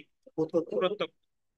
5 নাম্বার দেখেন নিম্নের কোনটিকে প্রত্যক্ষ সাক্ষ্য বা ডিরেক্ট এভিডেন্স হিসেবে গণ্য করা যায়? যে বিষয়ে সাক্ষ্য দিবে সাক্ষী স্বয়ং উহা কি দেখছে। আচ্ছা নিজে না দেখে যদি নিজে শোনে বা ইন্দ্রিয় দ্বারা অনুভব করে তাহলেও প্রত্যক্ষ সাক্ষ্য। 1 নাম্বার দেখেন সেলফ প্র্যাকটিসের এক মৌখিক সাক্ষ্য দ্বারা ঘটনা প্রমাণ বিধানটি সাক্ষ্য আইনের কত ধারার বিধান? 59। তারপরে দেখেন 2 নাম্বার যে দলিলের বিষয়বস্তু ব্যতীত সকল বিষয় ড্যাশ দ্বারা প্রমাণ করা যেতে পারে, মৌখিক সাক্ষ্য বা ওরাল এভিডেন্স। 3 নাম্বার দেখেন গুরুত্বপূর্ণ all facts except the contents of documents may be proved by the কি ওরাল এভিডেন্স। এবং পরে 4 নাম্বার দেখেন all facts except the contents of documents may be proved by the oral evidence বিধানটি the evidence act 1872 এর কত ধারায় আছে? 59 ধারায়। 5 নাম্বারটা দেখেন oral evidence must in all cases whatever be direct, and oral evidence must be direct, কত ধারায় বলছে? 60 ধারায়। তারপর দেখেন 8 নাম্বার প্রশ্নটা সাক্ষ্য আইনের ড্যাশ ধারা অনুযায়ী শোনা সাক্ষ্য সাক্ষ্য হিসেবে গ্রহণযোগ্য না, কত ধারায়? 60 ধারায়। এখন আপনি বলতে পারেন যে শোনা সাক্ষ্য কি কখনোই গ্রহণযোগ্য না? হ্যাঁ গ্রহণযোগ্য, সামনে পড়বো, বাট 60 ধারায় গ্রহণযোগ্য না। 13 নাম্বার প্রশ্নটা আমরা দেখি একেবারে বিরতির আগের সর্বশেষ প্রশ্নটা, যে একজন সাক্ষী ব্যক্তিগতভাবে যে ঘটনা দেখেছে বা শুনেছে বা সংগ্রহ করেছে সেই সাক্ষ্য হলো কি সাক্ষ্য? প্রত্যক্ষ সাক্ষ্য বা ডিরেক্ট এভিডেন্স। তো নামাজের বিরতি শেষে আমরা তালিলিক সাক্ষ্য শুরু করবো ইনশাল্লাহ।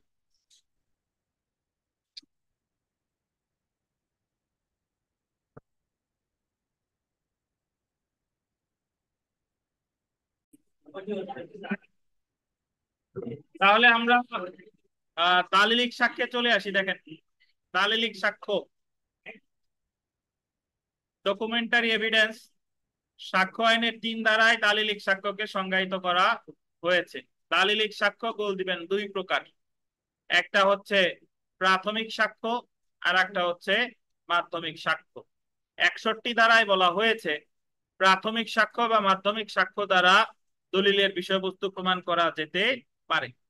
61 ধারায়, তার আগে বললাম যে তালিলিক সাক্ষ্য তো 2 প্রকার, একটা হলো প্রাথমিক সাক্ষ্য আর একটা হচ্ছে কি মাধ্যমিক সাক্ষ্য। তো প্রাথমিক সাক্ষ্য আমি একটু ধারণা আপনাদের দিয়েছিলাম যে স্বয়ং যে মূল দলিল সেটারে বলে কি প্রাথমিক সাক্ষ্য। আপনাদের সামনে যে আইন পাঠ বই, এটা কি সাক্ষ্য বলেন তো?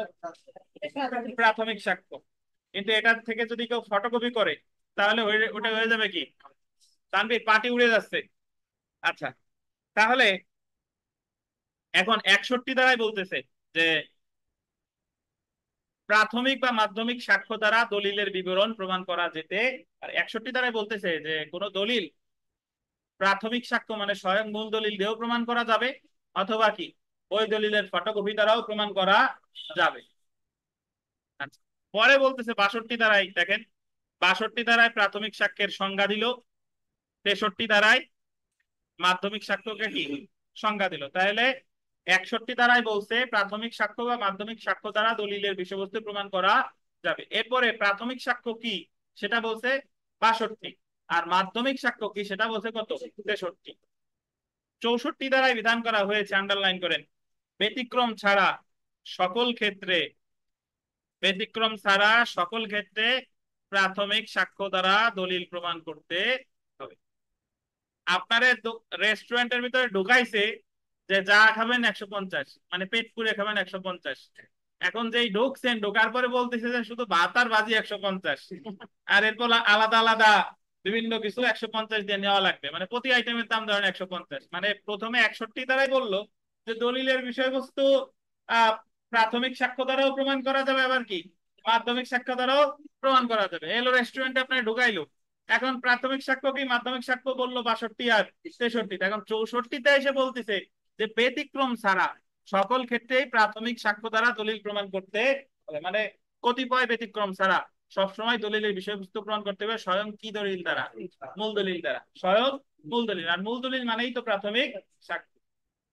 কিন্তু প্রথমে কি বলছিল, প্রাথমিক সাক্ষ্য বা মাধ্যমিক সাক্ষ্য দ্বারা প্রমাণ করা যাবে। আর এখন বলতেছে যে শুধুমাত্র ব্যতিক্রম প্রেক্ষাপটেই মাধ্যমিক সাক্ষ্য দ্বারা দলিলের বিষয়বস্তু প্রমাণ করা যাবে, এছাড়া সর্বক্ষেত্রেই প্রমাণ করতে হবে কি দ্বারা, প্রাথমিক সাক্ষ্য দ্বারা। দেখেন কোন কোন ব্যতিক্রম প্রেক্ষাপটে মাধ্যমিক সাক্ষ্য দ্বারা দলিলের বিবরণ প্রমাণ করা যেতে পারে সেটা 65 ধারায় বলা হয়েছে। তাহলে ওই যে ব্যতিক্রমের কথা বললো যে কোন কোন ব্যতিক্রম প্রেক্ষাপটে যে মাধ্যমিক সাক্ষ্য দ্বারাও দলিলের বিষয়বস্তু প্রমাণ করা যাবে, এটা বললো কত ধারায়, 65 ধারায়। আপনার ধারা মনে রাখা, যদি প্রথমে আইনকে আপনার ভালোবাসতে হবে। যদি এইভাবে চিন্তা করেন যে আমরা প্রথমে আজকে পড়ছিলাম এক ধারায় পড়ছি যে কখন সাক্ষ্য আইন প্রযোজ্য হয়, সাক্ষ্য আইন প্রযোজ্য হয় না। তারপরে পড়লাম 3 ধারায় হচ্ছে সকল সংজ্ঞা টঙ্গা দেওয়া হলো। তারপরে 3 ধারায় আমরা পড়লাম সাক্ষ্য হলো 3 প্রকার, একটা হলো মৌখিক, তালিলিক আর কি ফরেনসিক। তারপরে মৌখিক সাক্ষ্য কিভাবে প্রমাণ করতে হয় এটা বলছে কত 59 আর 60। 59 বললো যে দলিলের বিষয়বস্তু ছাড়া সকল বিষয়বস্তু মৌখিক সাক্ষ্য দ্বারা প্রমাণ করা যাবে 59। আর 60 বললো যে মৌখিক সাক্ষ্য সর্বদা কি হবে, প্রত্যক্ষ। এবার দলিলের বিষয়বস্তু কেমনে প্রমাণ করতে হবে সেটা আমরা শুরু করছি 61 থেকে। 61তে বলতেছে যে দলিল প্রাথমিক সাক্ষ্য বা মাধ্যমিক সাক্ষ্য দ্বারা প্রমাণ করা যাবে। এখন প্রাথমিক সাক্ষ্য কি এটা বলছে 62তে, মাধ্যমিক সাক্ষ্য কি এটা বলছে কত 63তে। এরপর 64তে এসে বলতেছে যে ব্যতিক্রম ছাড়া সব সময় দলিলের বিষয়বস্তু প্রমাণ করতে হবে কি দ্বারা, প্রাথমিক সাক্ষ্য দ্বারা। তাহলে ওই ব্যতিক্রম গুলো কি কি এটা বলতে কয় দ্বারায়, 65 দ্বারা। আচ্ছা, এবার আমরা চলে আসি তালিলিক সাক্ষ্যের অর্থ। তালিলিক সাক্ষ্য অর্থ অর্থ অলরেডি আমরা পড়ছি, তারপর আরেকবার দেখেন যে সাক্ষ্য আইনের 3 ধারা অনুযায়ী আদালতের গোল দিবেন পরিদর্শনের জন্য যে সকল দলিল দাখিল করা হয় সেই সকল দলিলকে দালিলিক সাক্ষ্য বলে। All documents produced for the inspection, inspection শব্দটা বলতেন, inspection of the court are called documentary evidence. আচ্ছা, কেউ বলবেন না, সুমন সেন বলেন তো, ডিসকভারি অ্যান্ড ইন্সপেকশন দেওয়ানি কার্যবিধির কত আদেশে আছে?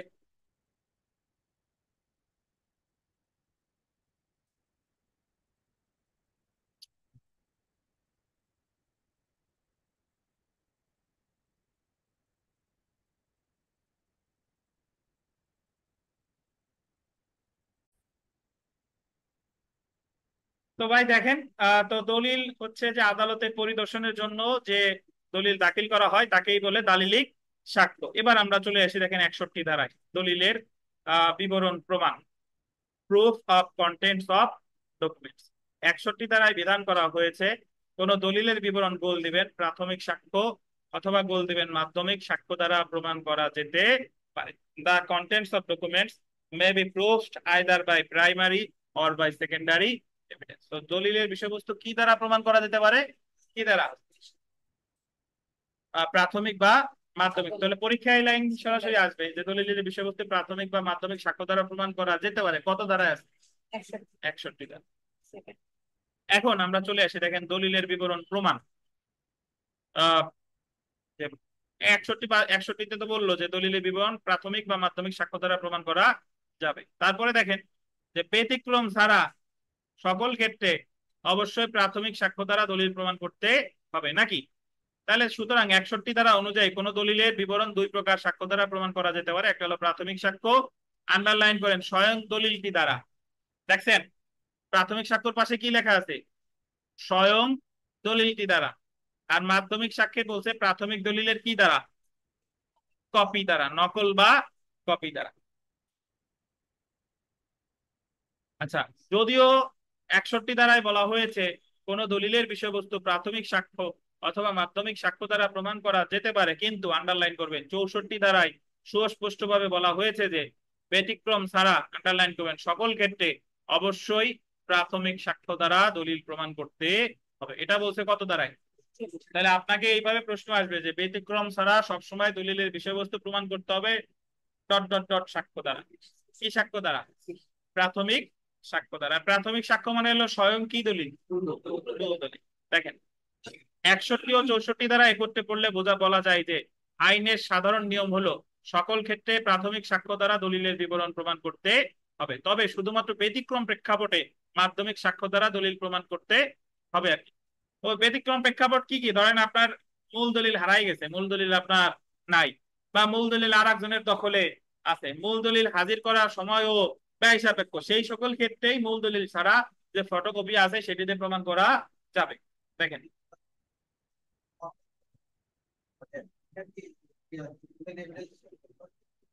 হ্যাঁ, নকল মানেই তো ফটোকপি বা হ্যাঁ। দেখেন তো শুধুমাত্র ব্যতিক্রম প্রেক্ষাপটে মাধ্যম, আচ্ছা, যে মূল দলিলের বিবরণ প্রমাণ করতে যে মূল দলিলের বিবরণ প্রমাণ করতে হতে হবে উক্ত মূল দলিলটি আদালতে দেখানোর জন্য উপস্থাপন করতে হবে। যদি কোনো পক্ষ উক্ত মূল দলিলটি আন্ডারলাইন করেন আদালতে উপস্থাপন করতে ব্যর্থ হয়, আদালতে উপস্থাপন করতে ব্যর্থ হয়, তাহলে সে দলিলটি উপস্থাপন করতে কেন ব্যর্থ হলো তার কারণ কি করবে?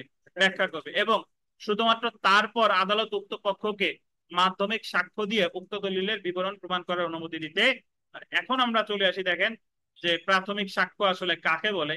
প্রাথমিক সাক্ষ্য বা প্রাইমারি এভিডেন্স, পাবলিক দিয়ে লেখেন মুখ্য সাক্ষ্য। মুখ্য, মুখ্য, ময় রস্যু ক্ষয় জফালা।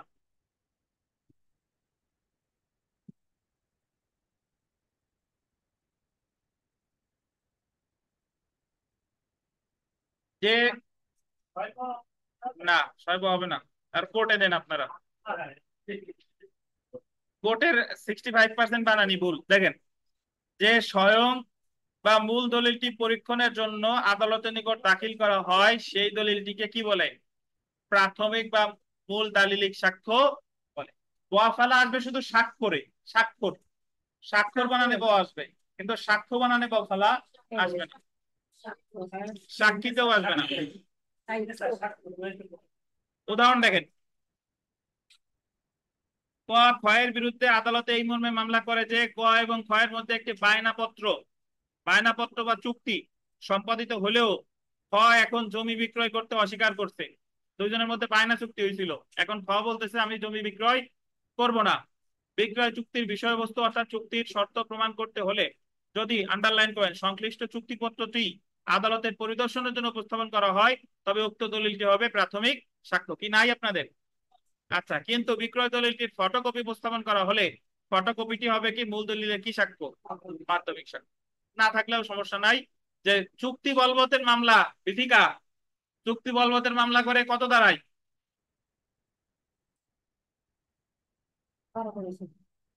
কোন আইনের 12 দাঁড়ায়? দেওয়ানি কার্যবিধি সুনির্দিষ্ট প্রতিকার আইনের 12 ধারায়। 12 ধারায় কি আছে বলতে পারবেন? চুক্তি বলবতের মামলা কেন করে?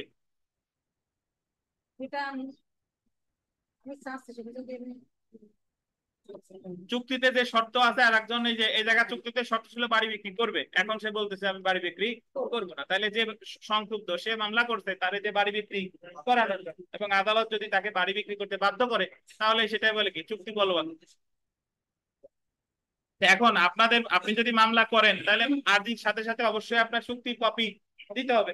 যদি স্বয়ং মূল দলিল আপনি দেন তাহলে এটা হচ্ছে কি প্রাথমিক সাক্ষ্য। মানে যে যে মূল যে বায়না চুক্তি সেটা দিলে প্রাথমিক সাক্ষ্য, আর মূল বায়না চুক্তি না দিয়ে যদি তার ফটোকপি দেন তাহলে এটা কি প্রাথমিক সাক্ষ্য। তারপরে দেখেন, জেনে রাখা ভালো, কোন দলিল কতিপয় খণ্ডে সম্পাদিত হলে প্রত্যেক অংশই ওই দলিলের প্রাথমিক সাক্ষ্য। কতিপয় খণ্ডের বেশ কয়েকটা উদাহরণ দেওয়া যায়। ধরেন একটা দলিলের তো আর এক পেজ থাকে না, অনেক পেজ থাকে, তাহলে সবগুলো মিলেই এক একটা হচ্ছে কি প্রাথমিক সাক্ষ্য। আইন পাঠের যদি সারা বাংলাদেশে 10,000 কপি থাকে তাহলে 10,000 কপি কি প্রাথমিক সাক্ষ্য। বুঝতে পারছেন? যেমন একটি দলিলের কতিপয় 5টি খণ্ড আছে, প্রত্যেকটি খণ্ড হচ্ছে কি সাক্ষ্য? প্রাথমিক সাক্ষ্য। বুঝেন কিনা?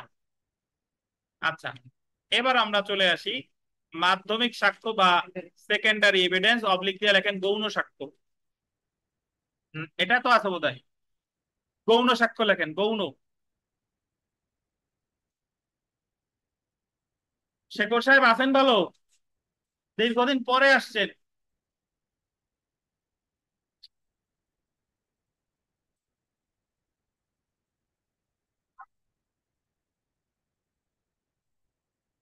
আচ্ছা, তাহলে মাধ্যমিক সাক্ষ্য বাকি সেকেন্ডারি এভিডেন্স, অথবা আর একটা বাংলা কি বলা যেতে পারে? গৌণ সাক্ষ্য। সাক্ষ্য আইনের 63 ধারায় বল দিবেন 5 ধরনের মাধ্যমিক সাক্ষ্য হিসেবে, 5 ধরনের দলিলকে মাধ্যমিক সাক্ষ্য হিসেবে উল্লেখ করা হয়েছে। কয় ধরনের দলিলকে? 5 ধরনের। 63 ধারা অনুযায়ী মাধ্যমিক সাক্ষ্য হলো, আপনাদের নতুন বইতেই 5টার উদাহরণ বিস্তারিত লেখছে আর কি, তাহলে আমরা এখানে উদাহরণ বিস্তারিত বলবো, সমস্যা নাই। 1 নাম্বার দেখেন, কোন দলিলের প্রত্যায়িত নকল বা প্রতিলিপি, সার্টিফাইড কপি। কোন দলিলের যে সত্যায়িত যে নকল সেটারে বলে, সেটাও কি সাক্ষ্য আপনার মাধ্যমিক। উদাহরণস্বরূপ বলা যেতে পারে যে আপনি যখন চাকরির পরীক্ষা দেন তখন আপনার সার্টিফিকেট অ্যাটেস্টেড করে দেন একজন প্রথম শ্রেণীর কর্মকর্তাকে দিয়ে, তাহলে আপনার সার্টিফিকেট যে মূল কপি সেটা হচ্ছে কি সাক্ষ্য? প্রাথমিক সাক্ষ্য। আর এই যে যে আপনি যে অ্যাটেস্টেড করে যে কপিটা দিচ্ছেন এটা কি সাক্ষ্য? প্রাথমিক সাক্ষ্য। ঠিক আছে, বলেন। হ্যাঁ, আচ্ছা।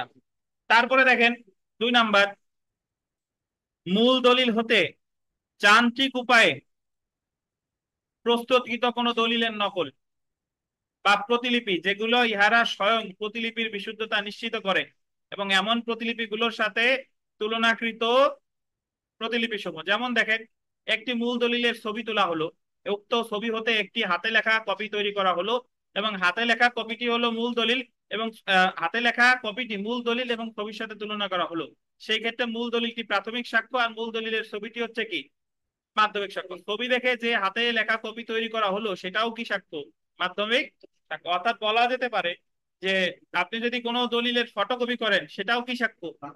মাধ্যমিক সাক্ষ্য। 3 নাম্বার দেখেন, মূল দলিল হতে তৈরি করা প্রতিলিপি বা মূল দলিলের সাথে তুলনা করা প্রতিলিপি, ওই একই রকম যে মূল দলিল হতে যদি কোনো দলিলের হুবহু কপি তৈরি করা হয় সেটাও কি সাক্ষ্য? মাধ্যমিক সাক্ষ্য। 4 নাম্বারটা একটু দেখেন, এটা একটু আপনাদের কাছে একটু জটিল লাগতে পারে, যে যে পক্ষ দলিল সম্পাদন করেনি তার বিরুদ্ধে কোনো দলিলের সঙ্গে হুবহু মিল আছে এমন কোন দলিল। আপনাদের বইটা একটা উদাহরণ আছে, পড়েন, একজন জোরে পড়েন, কে পড়বেন? নতুন বইতে একটা উদাহরণ আছে না? আপনার কি নতুন বই? আচ্ছা, আছে, উদাহরণ আছে? নাই? আচ্ছা, ধন্যবাদ, না থাকলে তো বেঁচে গেছেন। তাহলে শুনে দেখেন আমি বলি, একটু উদাহরণটা শুনেন ভাই।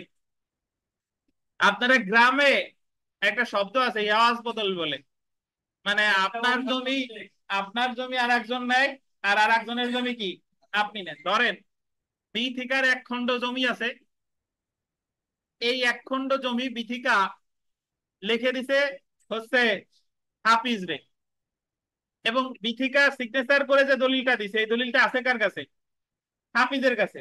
ওটা কিন্তু হাফিজের কাছে বিথিকার সিগনেচার করা মূল দলিলটাই আছে। আবার হাফিজ ওই যে যে বিথিকার জমি নিছে এর বিনিময়ে হাফিজেরও 1 খণ্ড জমি আছে, ওই খণ্ড জমিটা হাফিজ আবার দলিল লিখে দিছে কারে? বিথিকারে। মানে বিথিকার জমির বিথিকা যে লিখে দিছে কারে? হাফিজ রে, এই দলিলটা আছে কার কাছে? হাফিজের কাছে। এটা সিগনেচার কার? বিথিকার। দুইজনের না, কার? বিথিকার। আবার দুইজনের হতে পারে, বাট এই জায়গায় তাতা হচ্ছে কে? বিথিকা। বুঝেন কিনা? আবার হাফিজের যে জমি হাফিজ দিছে কারে? বিথিকারে, বাট এই দলিলটা আছে কার কাছে? বিথিকার কাছে। দুইটাই কিন্তু মূল কপি, দুইটাই কিন্তু কি মূল copy। এখন বিথিকার কাছে যে দলিলটা আছে, কার দলিলটা আছে? এটা হচ্ছে বিথিকার ক্ষেত্রে মাধ্যমিক সাক্ষ্য। আবার হাফিজের কাছে দলিল যে দলিলটা আছে এটা হচ্ছে হাফিজের ক্ষেত্রে কি মাধ্যমিক সাক্ষ্য। বিথিকার ক্ষেত্রে মূল সাক্ষ্য, কিন্তু হাফিজের ক্ষেত্রে কি মাধ্যমিক সাক্ষ্য। এবার একটু পড়েন দেখ, যে পক্ষ দলিল সম্পাদন করেনি তার বিরুদ্ধে কোন দলিলের সঙ্গে হুবহু মিল আছে এমন কোন দলিল, মানে হাফিজের কাছে দলিলটা আছে কার দলিল? বিথিকার দলিল। হাফিজ তো আর এই দলিলটা সম্পাদন করে নাই, তাহলে এটা হলো হাফিজের ক্ষেত্রে কি দলিল? মাধ্যমিক সাক্ষ্য। আবার বিথিকার কাছে যে দলিলটা আছে এটা সম্পাদন করছে কে? হাফিজ। তাহলে এটা হলো বিথিকার ক্ষেত্রে কি সাক্ষ্য? মাধ্যমিক সাক্ষ্য। বুঝেন নাই?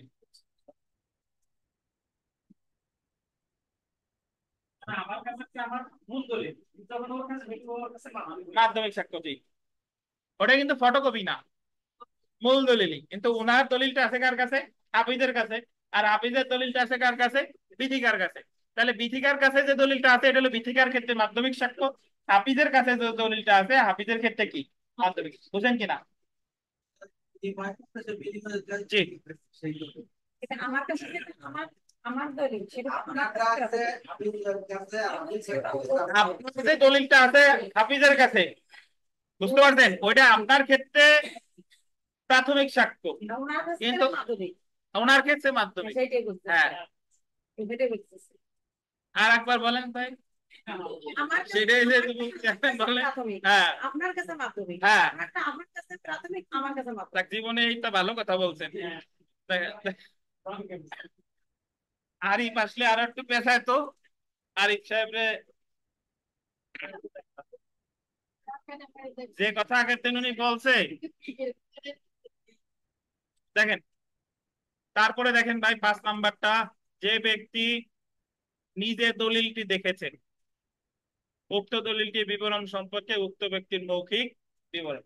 ধরেন দলিলটা হাজির করতে পারে নাই, দলিল হারাই গেছে, ছিঁড়ে গেছে, যাই হোক, কিন্তু এমন কতগুলো ব্যক্তি ছিল যারা ওই দলিলটা কি দেখেছে। দেখছে, তারা এসে যদি বলে যে না ইওর অনার অমুক অমুকের মধ্যে ঠিকই দলিলটা হয়েছিল, দলিলটা এখন আর ছিঁড়ে গেছে বা আনা যাচ্ছে না, তো এই সকল ব্যক্তির সাক্ষ্য আবার কি মাধ্যমিক সাক্ষ্য, যদিও তারা স্বাক্ষরটা দিছে কি দিয়ে?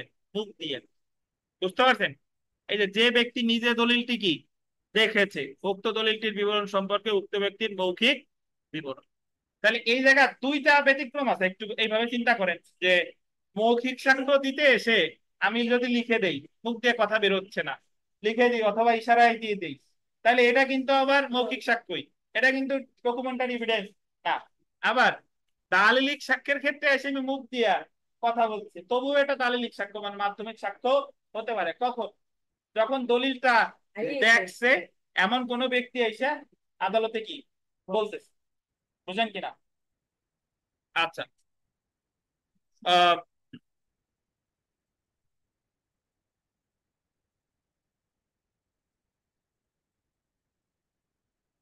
তাহলে আমরা যদি আপনাকে বলে যে মাধ্যমিক সাক্ষ্য কয় ধরনের হতে পারে, কয় ধরনের? 5 ধরনের। তো এটা আপনারা পড়ে ফেলবেন, এই 5টা পড়ে ফেলবেন, এগুলো রিটেনে আসে যে প্রাথমিক সাক্ষ্য আর মাধ্যমিক সাক্ষ্য। লিখতে হবে না, কি ওই পরীক্ষা ধরবে ওই জায়গায় আপনারা জিজ্ঞাসা করবে যে 5টা বলেন। কত জানে কত সাল তো জানেন, উকিল হইতে আইছেন, এত সোজা দেখেন। তাহলে আর তানভীর তো বই কিনছে 60টা, সব মুখস্থ দেখেন। হ্যাঁ দেখেন, তাহলে 61 ধারায় বলতেছে যে দলিলের বিষয়বস্তু প্রাথমিক বা মাধ্যমিক সাক্ষ্য দ্বারা প্রমাণ করা যাবে। 62 ধারায় বললো প্রাথমিক সাক্ষ্যের সংজ্ঞা, আর 63 ধারায় বললো মাধ্যমিক সাক্ষ্যের সংজ্ঞা। কয়টা? 5টা। পরীক্ষায় প্রশ্ন আসবে যে 63 ধারায় কয় প্রকারের দলিলকে মাধ্যমিক সাক্ষ্য হিসেবে গণ্য করা হয়েছে, কয় প্রকার?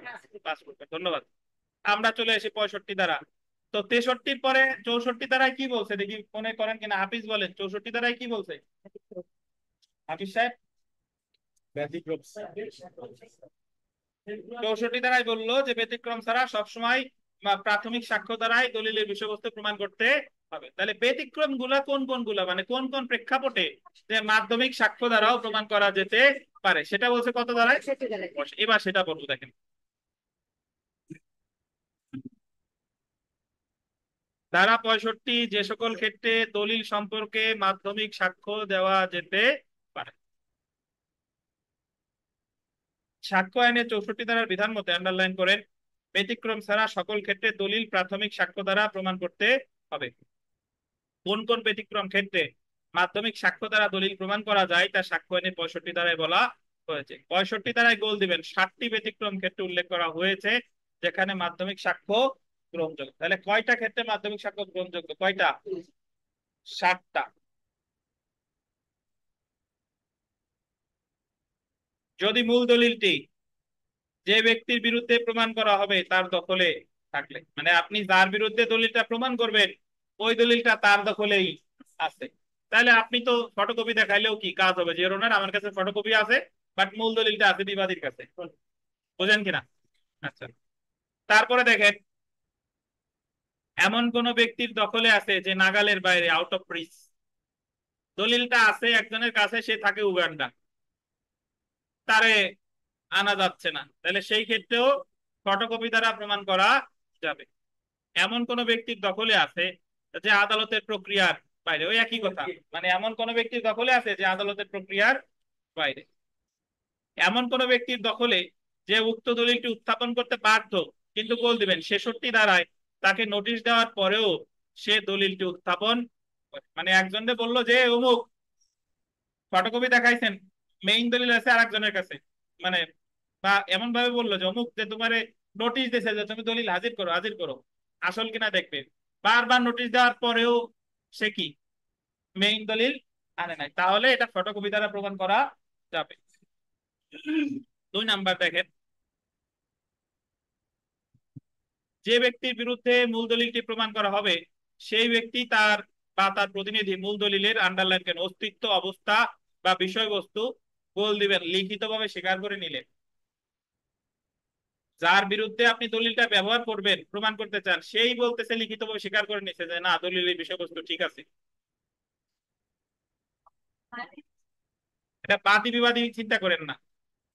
ধরেন একটা দলিল আপনি দেখাইছেন, এই দলিলটা প্রমাণ, এটা দলিলটা প্রমাণ করতে হবে ধরেন এই টুটুল বাগচির বিরুদ্ধে, যে ইরোনার টুটুল বাগচি এই দলিলটা স্বাক্ষর করছে, এই যে দেখেন আমার কাছে ফটোকপি আছে।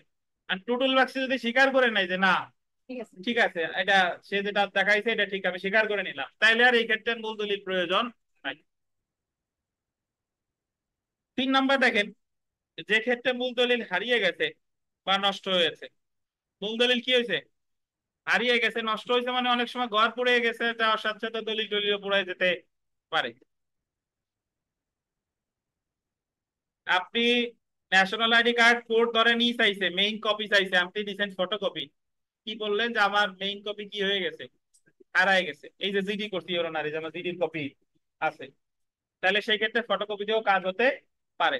তারপরে দেখেন, যে ক্ষেত্রে মূল দলিল সহজে হস্তান্তরযোগ্য হবে, অনেক ক্ষেত্রে এরকম হতে পারে যে দলিল তো আপনারা দেখবেন যে 130-40 বছর আগের দলিলই, এমন দলিল যে ওই দলিল ধরতে গেলেই ছিঁড়ে যায়, ধরতে গেলেই ছিঁড়ে যায়, তাহলে ওই দলিলের ফটোকপিও আপনার সেক্ষেত্রে গ্রহণযোগ্য হতে পারে, কারণ মূল দলিল টানা হেঁচড়া করা একটা কি ব্যাপার, মানে ঝুঁকির ব্যাপার। তারপরে দেখেন, যে ক্ষেত্রে মূল দলিলটি সরকারি দলিল, সরকারি দলিল মানে আপনার এই যে সার্টিফিকেট বলেন, এনআইডি কার্ড বলেন, সরকার যে বার্থ সার্টিফিকেট, এইগুলা সবই হচ্ছে কি সরকারি দলিল। নিবন্ধিত কোনো দলিল এটাও কি দলিল, সরকারি দলিল। সরকারি দলিল আমরা সামনে পড়বো সংজ্ঞা। তো সরকারি দলিল হলে সেই ক্ষেত্রেও ফটোকপি দেওয়া যেতে পারে। যে ক্ষেত্রে মূল দলিলের প্রত্যায়িত নকল, আন্ডারলাইন করবেন, প্রত্যায়িত নকল সাক্ষ্য হিসেবে ব্যবহারের বিধান আছে। আইনে আছে যে যে মূল দলিলের দরকার নাই, ওর নকল দিলেই ব্যবহার করা যাবে। তারপরে দেখেন 7 নাম্বার, যে সকল দলিল আদালতে পরীক্ষা করে দেখা কি না সুবিধাজনক। তো এই 7টা আপনার মনে রাখতে হবে, এই 7টা। তো এখানে ধারা 66টা একটু লেখেন, ধারা 66 একটু লেখেন, লেখেন মূল দলিল হাজির করার জন্য, মূল দলিল হাজির করার জন্য নোটিশ। 66 ধারা দিয়ে একটু লেখেন যে মূল দলিল হাজির করার জন্য নোটিশ।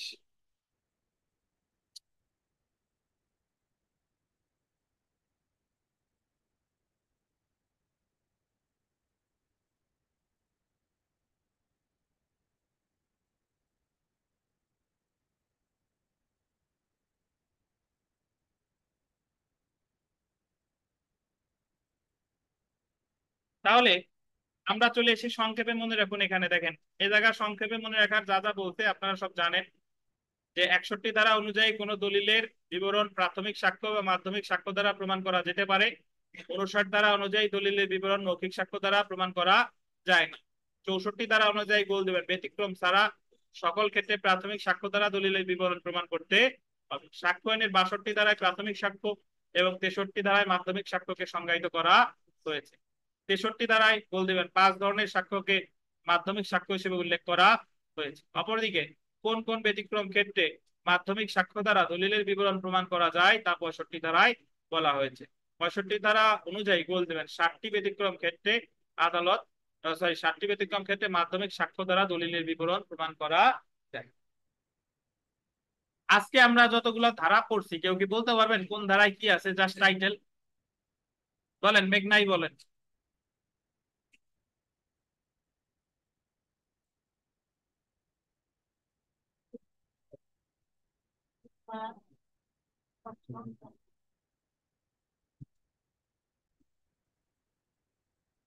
সর্বোত্তম সাক্ষ্য, আপনার কাছে কি মনে হয় সর্বোত্তম সাক্ষ্যের আগে যে মৌখিক সাক্ষ্যের ভিতরে শোনা সাক্ষ্য না প্রত্যক্ষ সাক্ষ্য, কোনটা সর্বোত্তম? প্রত্যক্ষ সত্য। কারণ প্রত্যক্ষ সাক্ষ্য হচ্ছে কি দেখছে গ্রহণযোগ্যতা বেশি, প্রত্যক্ষ সাক্ষ্যের বেশি। আবার দালিলিক সাক্ষ্যের ক্ষেত্রে সর্বোত্তম সাক্ষ্য কোনটা? প্রাথমিক সাক্ষ্য। মূল দলিল যেটা, সেটাই তো নাকি? তাহলে সর্বোত্তম সাক্ষ্য বলা যেতে পারে মৌখিক সাক্ষ্যের ক্ষেত্রে হচ্ছে কি প্রত্যক্ষ সাক্ষ্য, আর দালিলিক সাক্ষ্যের ক্ষেত্রে হচ্ছে কি প্রাথমিক সাক্ষ্য। এই তো, বুঝেন কিনা যে সর্বোত্তম সাক্ষ্য কি? দেখেন, সর্বোত্তম সাক্ষ্যের ধারণা আইনে আন্ডারলাইন করবেন, ব্যক্তভাবে প্রকাশ করা না হলেও সাক্ষ্য আইনে নিহিতভাবে উল্লেখ আছে। সাক্ষ্য আইন অনুযায়ী মৌখিক সাক্ষ্য অবশ্যই প্রত্যক্ষ হতে হবে। মৌখিক সাক্ষ্য প্রত্যক্ষ হলে সেই ক্ষেত্রে মৌখিক সাক্ষ্য আন্ডারলাইন করবেন সর্বোত্তম সাক্ষ্য হবে এবং সেটা গ্রহণযোগ্য। তাহলে মৌখিক সাক্ষ্যের ক্ষেত্রে সর্বোত্তম সাক্ষ্য কোনটা? প্রত্যক্ষ সাক্ষ্য।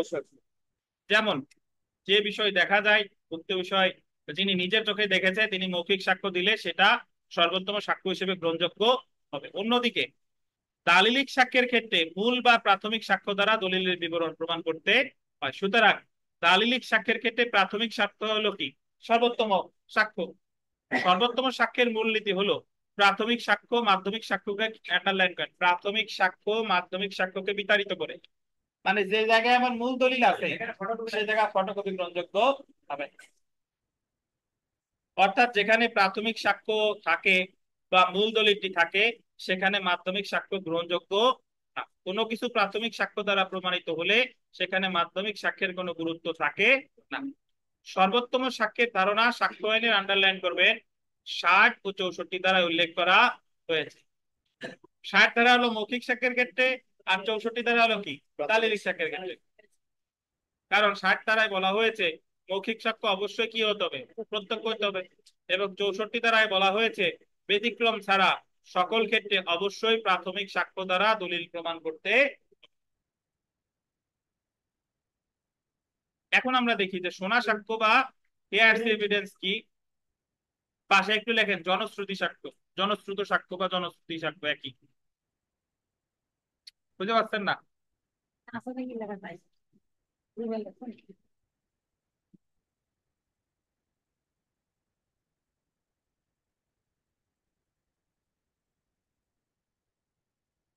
শোনা সাক্ষ্য কোন সাক্ষীর নিজস্ব সাক্ষ্য না, বরং সে অন্যের নিকট হতে যে সাক্ষ্য শুনেছে সেই সাক্ষ্য হলো শোনা সাক্ষ্য। যেহেতু শোনা সাক্ষ্য বা হিয়ার্স এভিডেন্স প্রত্যক্ষ সাক্ষ্য না, তাই 60 ধারা অনুযায়ী শোনা সাক্ষ্য গ্রহণযোগ্য না।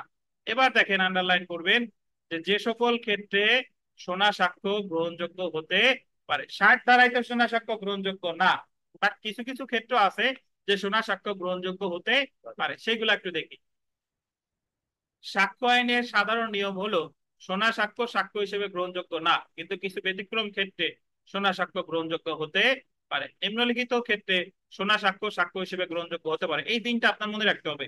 1, 6 ধারার অধীন সংগঠিত ব্যাপার নীতি বা গেস্টাই নীতির ক্ষেত্রে, গেস্টি বা গেস্টাই যাই বলেন, 6 ধারার অধীন শোনা সাক্ষ্য কি গ্রহণযোগ্য। সাক্ষ্য আইনের 6 ধারায় শোনা সাক্ষ্য গ্রহণযোগ্য সংগঠিত ব্যাপার নীতি বা রেস গেস্টি নীতির ক্ষেত্রে।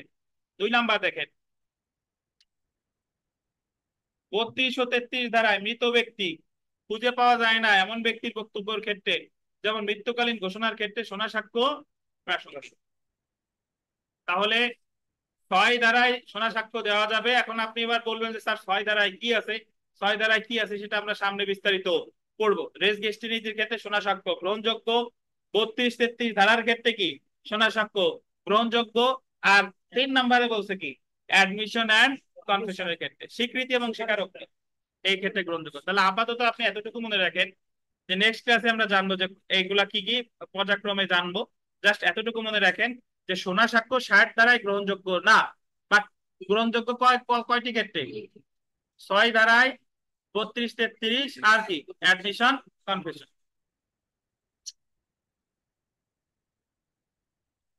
উদাহরণ দেখেন,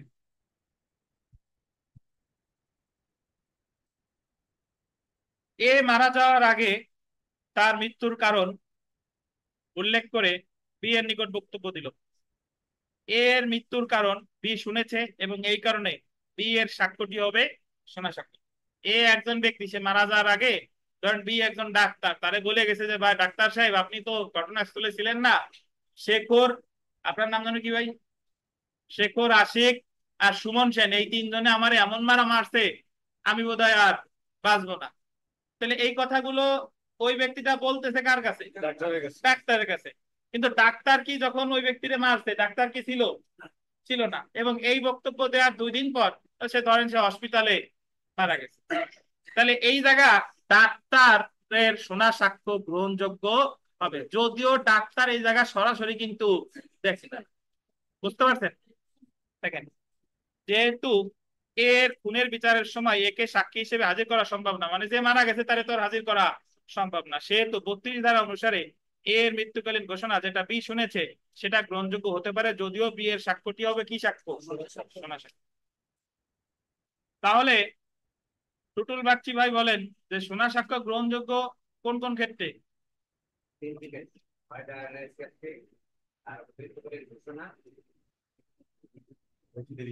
32-33 ধারা হচ্ছে মৃত্যুকালীন ঘোষণার মধ্যে একটা, আর একটা হচ্ছে অ্যাডমিশন এন্ড কনফেশন। বিথিকা বলেন তো যে শোনা সাক্ষ্য মানে কোন কোন সাক্ষ্য সর্বোত্তম সাক্ষ্য, এটা কত কত ধারায় সর্বোত্তম সাক্ষ্য বলা হয়েছে?